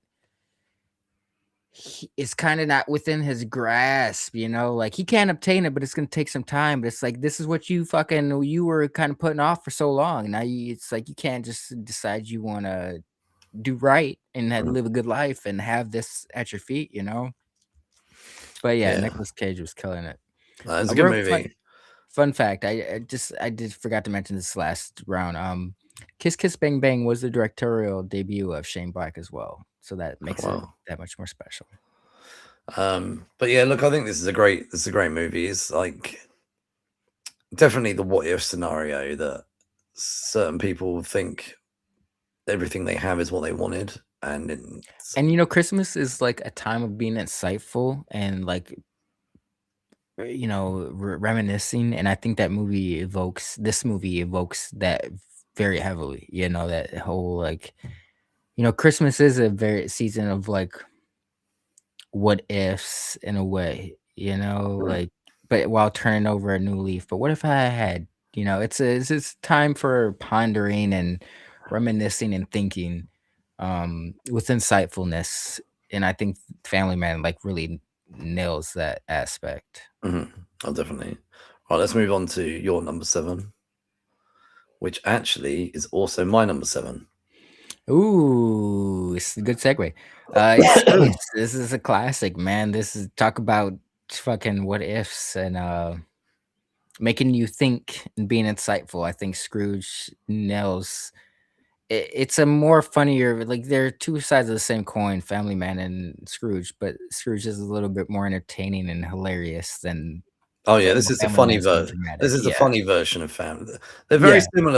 very similar films, Family Man and Scrooged. Yeah. But this came out in 1988, a lot older. It's a Richard Donner film. Rest in peace, one of the all-time greats. He's so underrated as a director, man. He was super diverse. Like you throw him a comedy, a thriller at him, like there's nothing Richard Donner couldn't do as a director.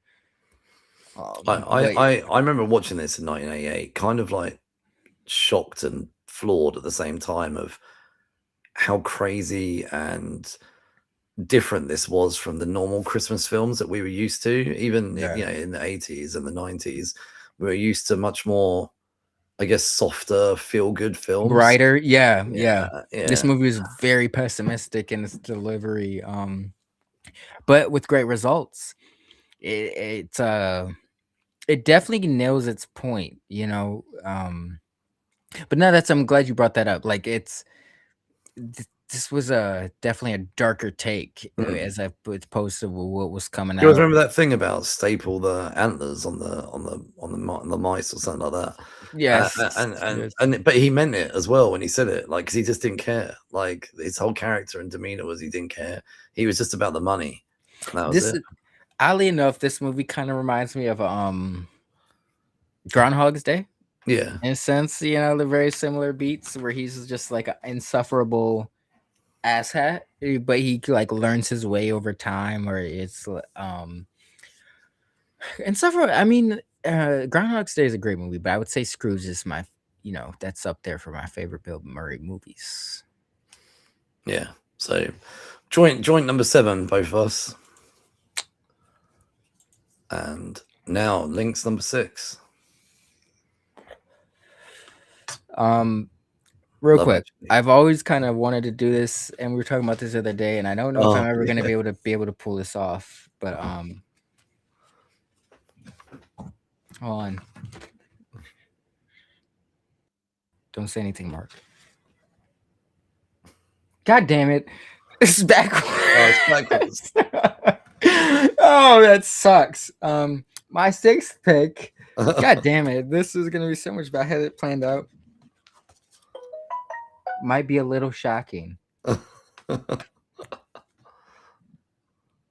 I really love this movie. Love Actually. Yeah, man. I fucking it's a shame that was reversed, but yeah, no. Yeah, great. Man. God damn it, that would have been so cool to see on camera. I gotta learn how to. Oh, hold on a minute. Try it now. Try it now. Yeah, it works. All right, we're gonna re-edit this. So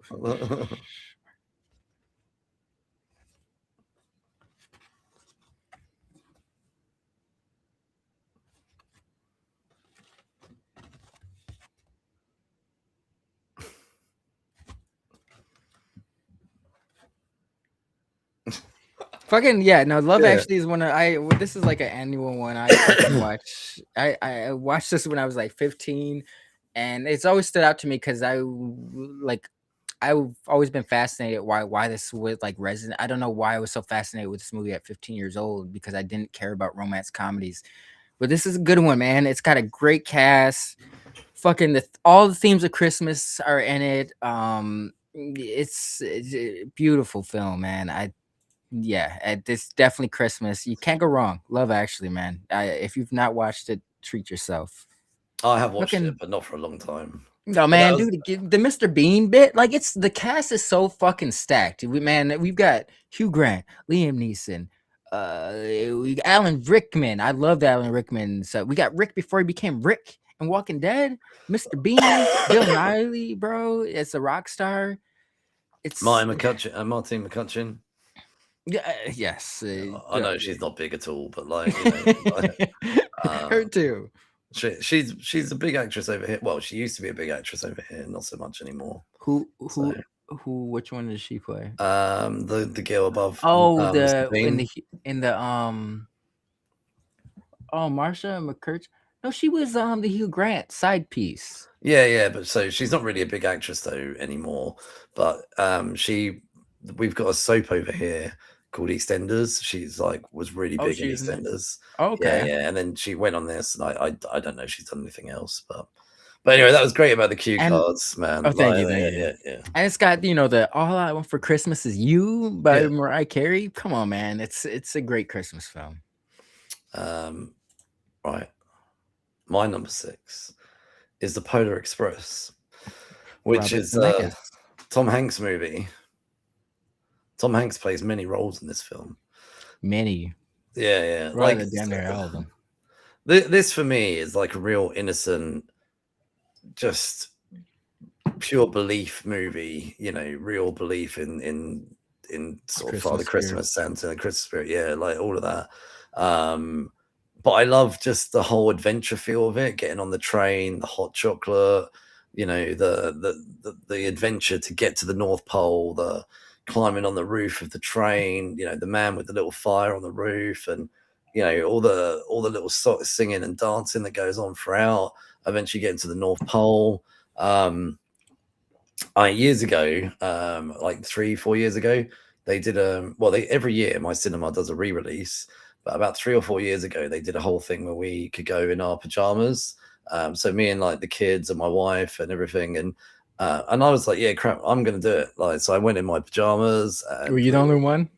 No, I think my youngest daughter did. I think my wife did, but my oldest daughter was. I can't remember if she did or not. She I don't think she was overly yeah.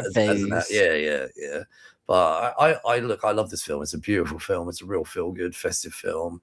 And you know, I think this might be the only animated film on this list. But other on my list, I mean, I was tempted to put Toy Story 2 on here. I'll be honest, but I love Toy Story 1 more.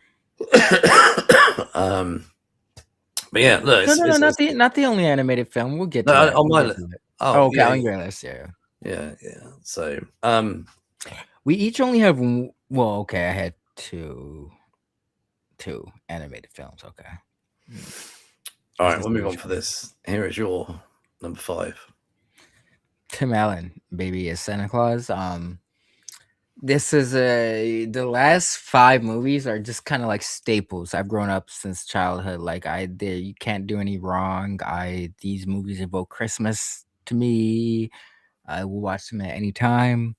I love Tim Allen, Santa Claus. Scott Calvin, the perfect hot cocoa mixture. She's been working on it for like 200, 300 years.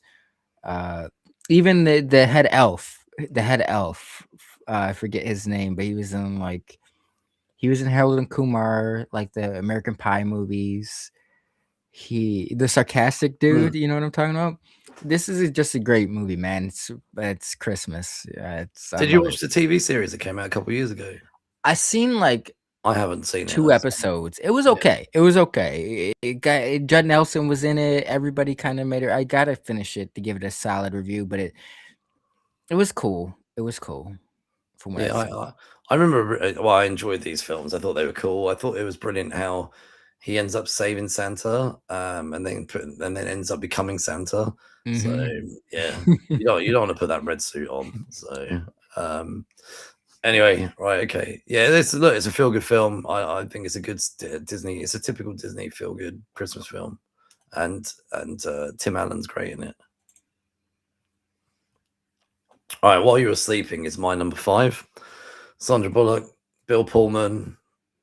1995 this came out. And I did not know this was a Christmas movie, to be honest. Like that, I hadn't seen this movie in a while. I actually have this on DVD, got it from my grandma. But yeah, I didn't. I was shocked to see this on your list. Like, this is not a movie that pops up as Christmas to me when I think of it. So I mean, it's set during the holiday season. It has got a very, I think, Christmas feel to it. You know, so Sandra Bullock's character, it is very much on her own. None of her parents are around anymore. I think they're both deceased, and she essentially becomes almost like a found family, but with Bill Pullman's family. She falls in love with the whole family. She loves that they include her, and you know that there's all the whole holiday setting and everything like that, and it's kind of got a magical vibe to it. And I don't know, I really enjoy it as a Christmas film. I think it's a really nice family film. So you know, it's not just set like Christmas Day, it's set over the whole Christmas period. So, you know, we've got Christmas Eve, Christmas Day, and over the Christmas period. And, you know, but yeah, no, it's a really nice film. I think actually, and one of the things I love about it is Sandra Bullock in it is just such a lovely, endearing character. She's just quite, you know, she plays a variety of roles, but I think in this, she's quite an adorable character that you kind of want to latch onto. So, and I just think seeing how upbeat and chirpy she is, especially considering she's not particularly happy being on her own, and you can see like there's a lot of commentary from her about where she's at, and just her finding this whole family at Christmas, and that's kind of all she wants, is to have a family. So, but yeah, I like it. I put it on. So I've seen this quite a few times over my life, and about 2 or 3 weeks ago, I put it on, and my wife had never seen it before, and she really enjoyed it. And she said, actually, that's a really nice film. And the next day, she was at work, and she texted me going, what was that film again? And she was like talking about it at work and telling her colleagues, and they'd all seen it. But I thought that's a good sign as well, that she was like telling people about it for a film that came out in 1995. Yeah, 30 years ago. That's a test of time. Right, here's your number 4, which we're not going to talk about now because I've got it on mine as well. So here is my number 4. Dudley Moore, the Santa Claus movie, came out in 1985. I was 4 years old, and this film is kind of like a film of two halves, so to speak. So the first half is quite serious and very much about the mythology of Santa Claus, and it's set probably, I think, it's set in the 80s for the sort of the more back half of the film. But the first half of the film might even be like 100 years or two, you know, or so before. Oh, and he initially, you just see him visiting little towns, giving presents, etc. And then him and his wife kind of get lost in the snow and end up finding kind of elves who then bring him into into their little kingdom. And suddenly they say, like, you know, look a bit harder, and suddenly they can see the kingdom of the North Pole where all the elves live. And Dudley Moore is one of the elves, and they refer to Santa Claus. Well, he doesn't have that name initially, and they call him Santa Claus. They call him like the chosen one, about how he has no kids of his own, but he has all of the kids of the world. And they introduce sort of the magic and the mythology and all of that. But then the second half of the film is much more comical, jokey. It still feel good and everything. But John Lithgow is the villain of the story at the end, and you know, he's very much commercial and wants to make a second Christmas Day because Christmas is very profitable for toys, so he wants to make Christmas 2. And and he ends up, and Dudley Moore's character becomes very disheartened with his position in the North Pole and leaves and heads down to New York and ends up joining forces with John Lithgow to help create Christmas 2. But in the end, obviously, Dudley Moore's character, you know, sees sense. So the Santa Claus film as well does introduce some younger people, you know, some kids, sort of teenagers. One of them is a homeless boy, and one of them's a more wealthier girl. and there's some other backstories as well. But it's actually a really good Christmas film, and this again is nostalgia to me. I grew up and I used to watch this like every Christmas. It was something I used to make sure I watched all the time. Oh, But yeah, yeah. it's a really good movie. Have you ever seen it or not? No, I've never seen this one. Well, when you get a chance, I'd recommend it. All right, number 3 is Lynx. Yeah, Batman Returns, man. It is a classic staple for me. So hardcore Christmas film. Like one of the only comic book movies to truly revolve around Christmas. Iron Man 3 as well. But one of the only few to really invoke that Christmas feeling. I know people love Batman 89, but this is my favorite Keaton, Tim Burton Batman. Like, this is one of my favorite Batman films, one of my favorite Christmas films. Just Everyone's on Fire, Danny DeVito, Michelle Pfeiffer as Catwoman. It's just a glorious film. Yeah, I mean, Paul Rubin makes a cameo as the dad of the Penguin. So super dope.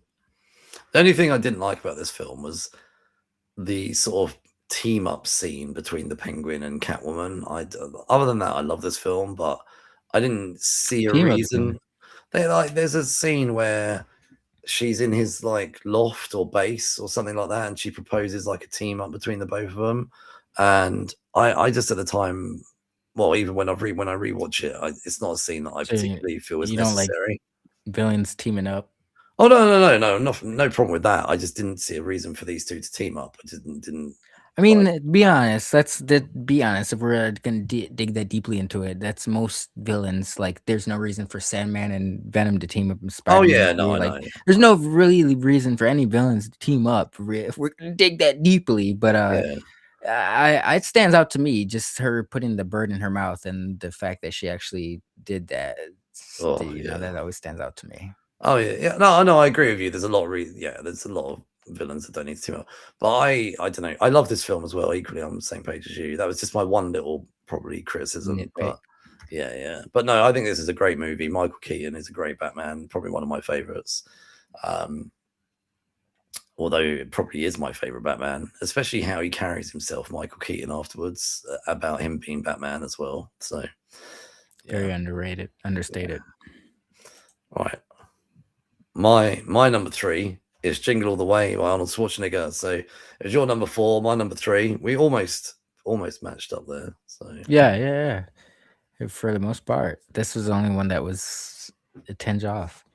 But yeah, I've loved this movie since I saw it. I saw this in theaters at 8 years old. I've always loved it. It's funny as hell. It's cool to see Arnold Schwarzenegger as he's seen as the action guy, but this is like one of those earlier roles. I mean, True Lies, debatably, but he was still action star in that. But this is one of the few roles where he's just being a movie star. He's not just an action star. Like, he doesn't have to be fucking a gun toting, showing his muscles in order to be entertaining. Like, Sinbad brings it as well. Turbo Man design is fucking amazing. I fucking forgot my Turbo Man action figure upstairs.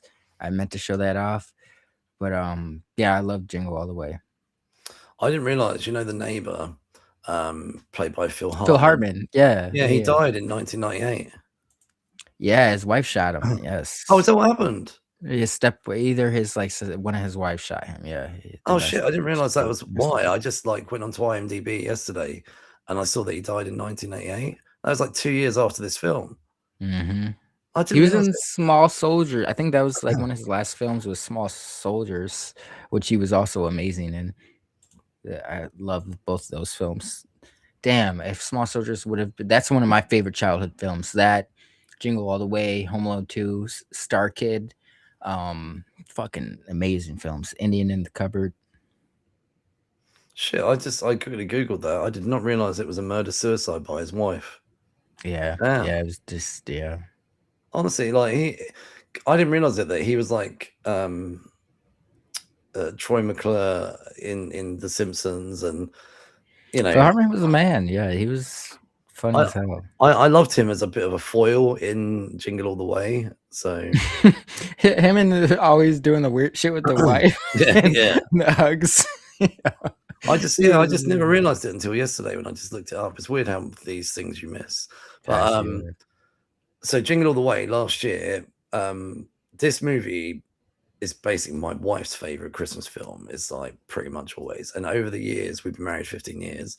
It's become like one of mine because we watch it so much now. And then last year, my local cinema did a re-release, and me and my wife, nice. me and my wife and my 2 kids, we went, the 4 of us, and me and my wife were just dying the whole way through. And I'd never seen it on the big screen before, and we were just like dying. And our 2 kids were looking at us like, "What?" Like, it's so funny.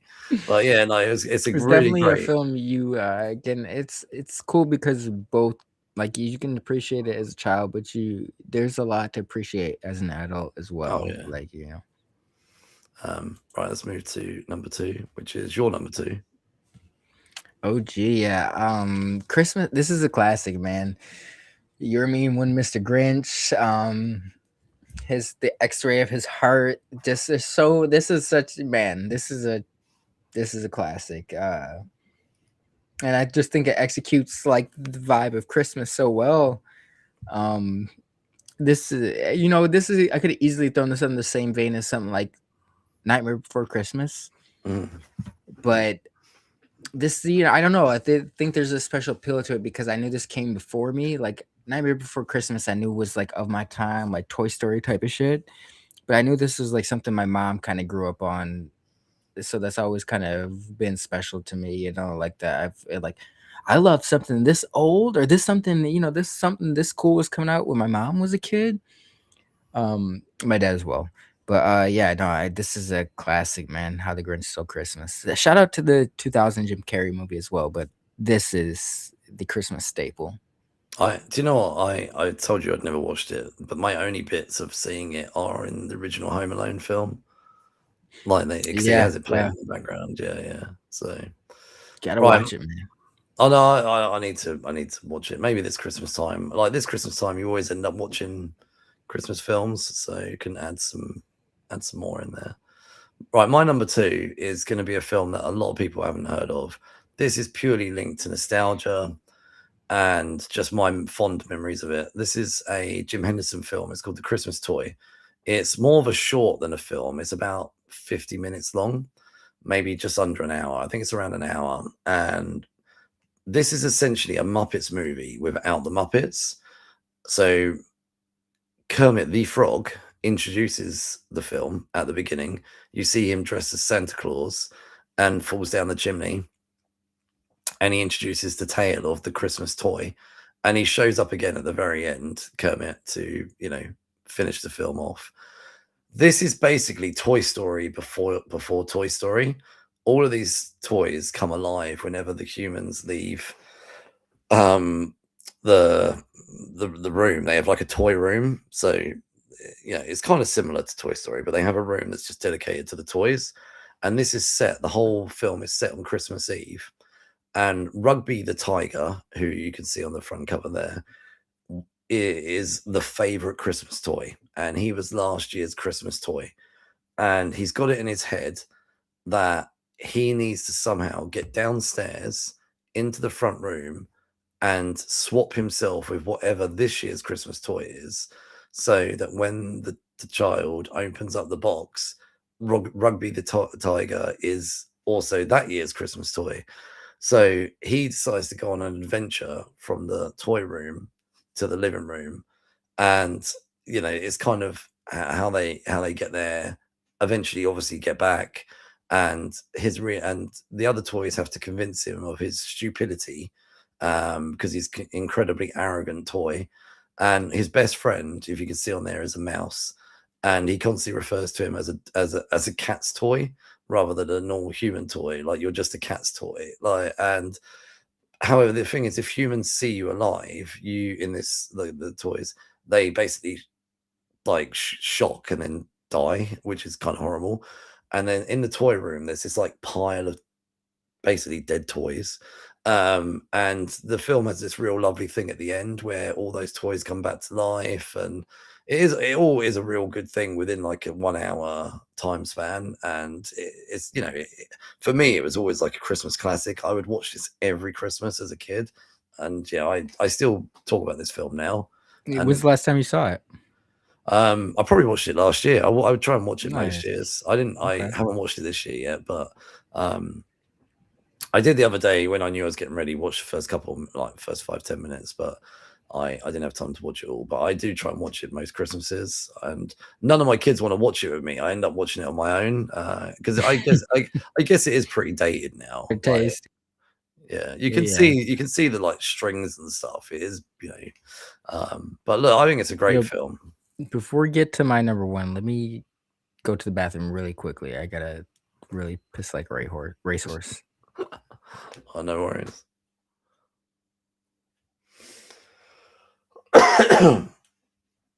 So what I'll do actually is recap on these films, because I'll recap on these films so that way before we jump into number one.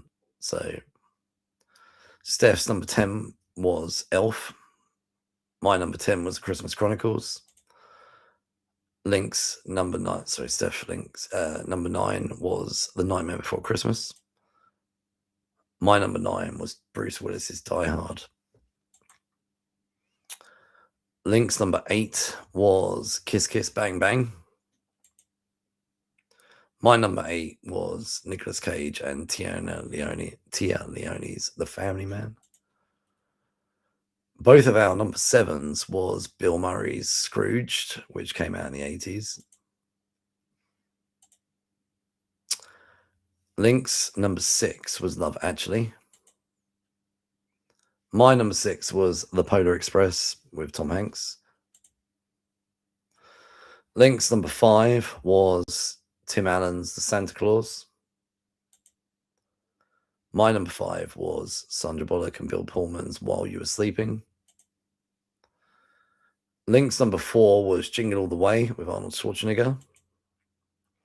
My number 4 was Dudley Moore's The Santa Claus Movie, which came out in 1985. Link's number 3 was Batman Returns with Michael Keaton, Danny DeVito, and Michelle Pfeiffer. I actually read today that Michelle Pfeiffer wasn't the original choice for Catwoman. Whoever, I can't remember who was originally cast, but they got pregnant whilst filming and she recast. And she was actually offered $3 million for this role, which was $2 million than the actress, $2 million more than what the original actress was paid. Then my number 3 was Jingle All the Way with Arnold Schwarzenegger, which, as you all know, Turbo Man. I'm doing a recap. Nice, my bad. Yeah. And then Link's number 2 was How the Grinch Stole Christmas.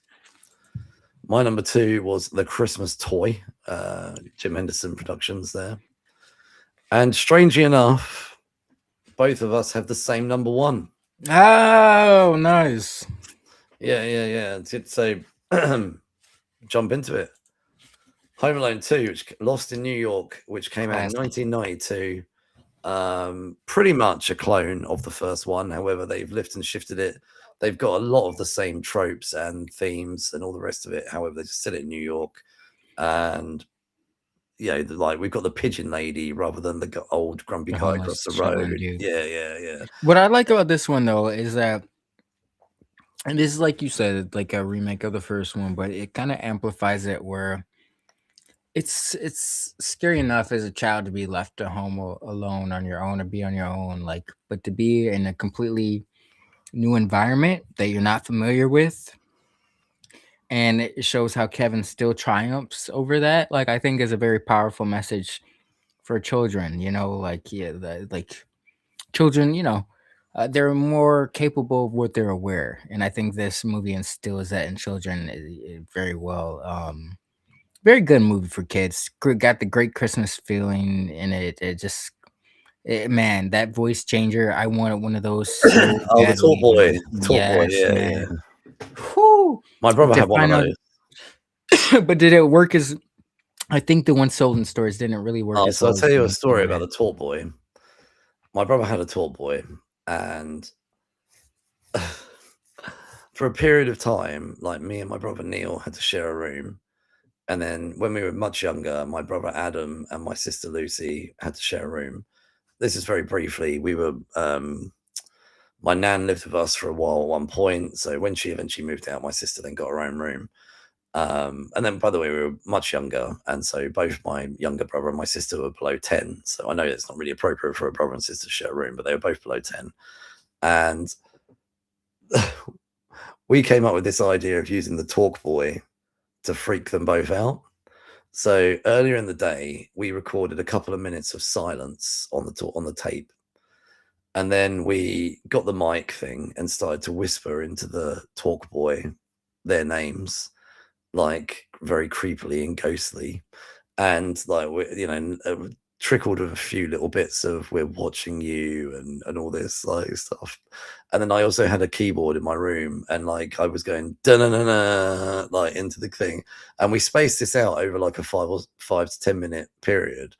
And then we hid the talk boy in the bedroom behind like some boxes or something, and then they're both going to bed, and then me and my brother Neil were like, oh, like pretended to drop something or whatever. And then I leant over and pressed play on the talk boy. And then we went downstairs. So I remember my mum and dad were in the kitchen, and me and my brother Neil were in the front room, and we deliberately like weren't watching anything on the TV. We pressed mute because we were just like waiting to hear like the chaos upstairs. And like we could initially hear like both of them going, what's that noise? Like, and all this. And then they walked over to our bedroom, and like my other brother did. He walked over to my bedroom and then goes back in and goes to my sister. They're not in their room. Like, I don't know where this noise is coming from.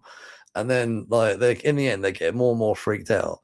So they come downstairs and say to my mum and dad, like, there's some noises going on. My dad's like, look, there's no noises. Takes them upstairs to their room, tucks them both into bed. And I'm like outside the room thinking, oh, hope the talk boys run out now. And then my dad's in the room, and all of a sudden he just hears something like, I'm watching you. And like he turns around and sees me outside, and he's like, right, turn it off, wherever it is. And but yeah, that we had so much fun with that talk boy. It was great. Like I say, it was my brother's, but we both enjoyed Utilized it quite well. Yeah. To be honest with you, it's just essentially a voice recorder, but it was the Home Alone talk boy. Everybody wanted one. So, Hell yeah. But yeah, so anyway, Home Alone 2. I'll be honest with you. I've always loved this film. Like, I love New York anyway. I love the setting of New York at Christmas. I think those are like perfect Christmas things. And then having, like you say, Kevin McAllister finding his way through New York City with the same two bad guys that he took out the previous year, and like it's got similar tropes. He forms a bond with the toy owner of the toy shop and the pigeon lady and all the rest of it. And I just think it's got just messages of just kindness and loneliness and I don't know, Christmas feel of the family all getting reunited at the end. And it's kind of like a lovely film, really. So no, yeah, it's got all the right messages. It's like the first film, but turn up to 11, man. Like the X2, Spider-Man 2, Home Alone 2, and damn, there's one other film. But there's certain and Batman Returns. I just feel like I get the arguments of why people love the first films, but I feel like there are the few instances where the sequel is just, if you love the first film, you can't help but love the second one because it's everything you love about the first just turned up to 11, and that's Home Alone 2. Like I love, they always talk about sequels, everything goes bigger, like the slapstick violence was bigger, all that stuff. And I love that he manages to convert an abandoned house into his fucking trap house. Yeah. And when you're watching it, like seeing like massive like bricks hit them in the face, and you're like, they would never survive this. Like, it's just essentially Kevin McAllister is a serial killer or a sociopath or whatever you want to call it. Definitely needs to be looked at in the future. Yeah.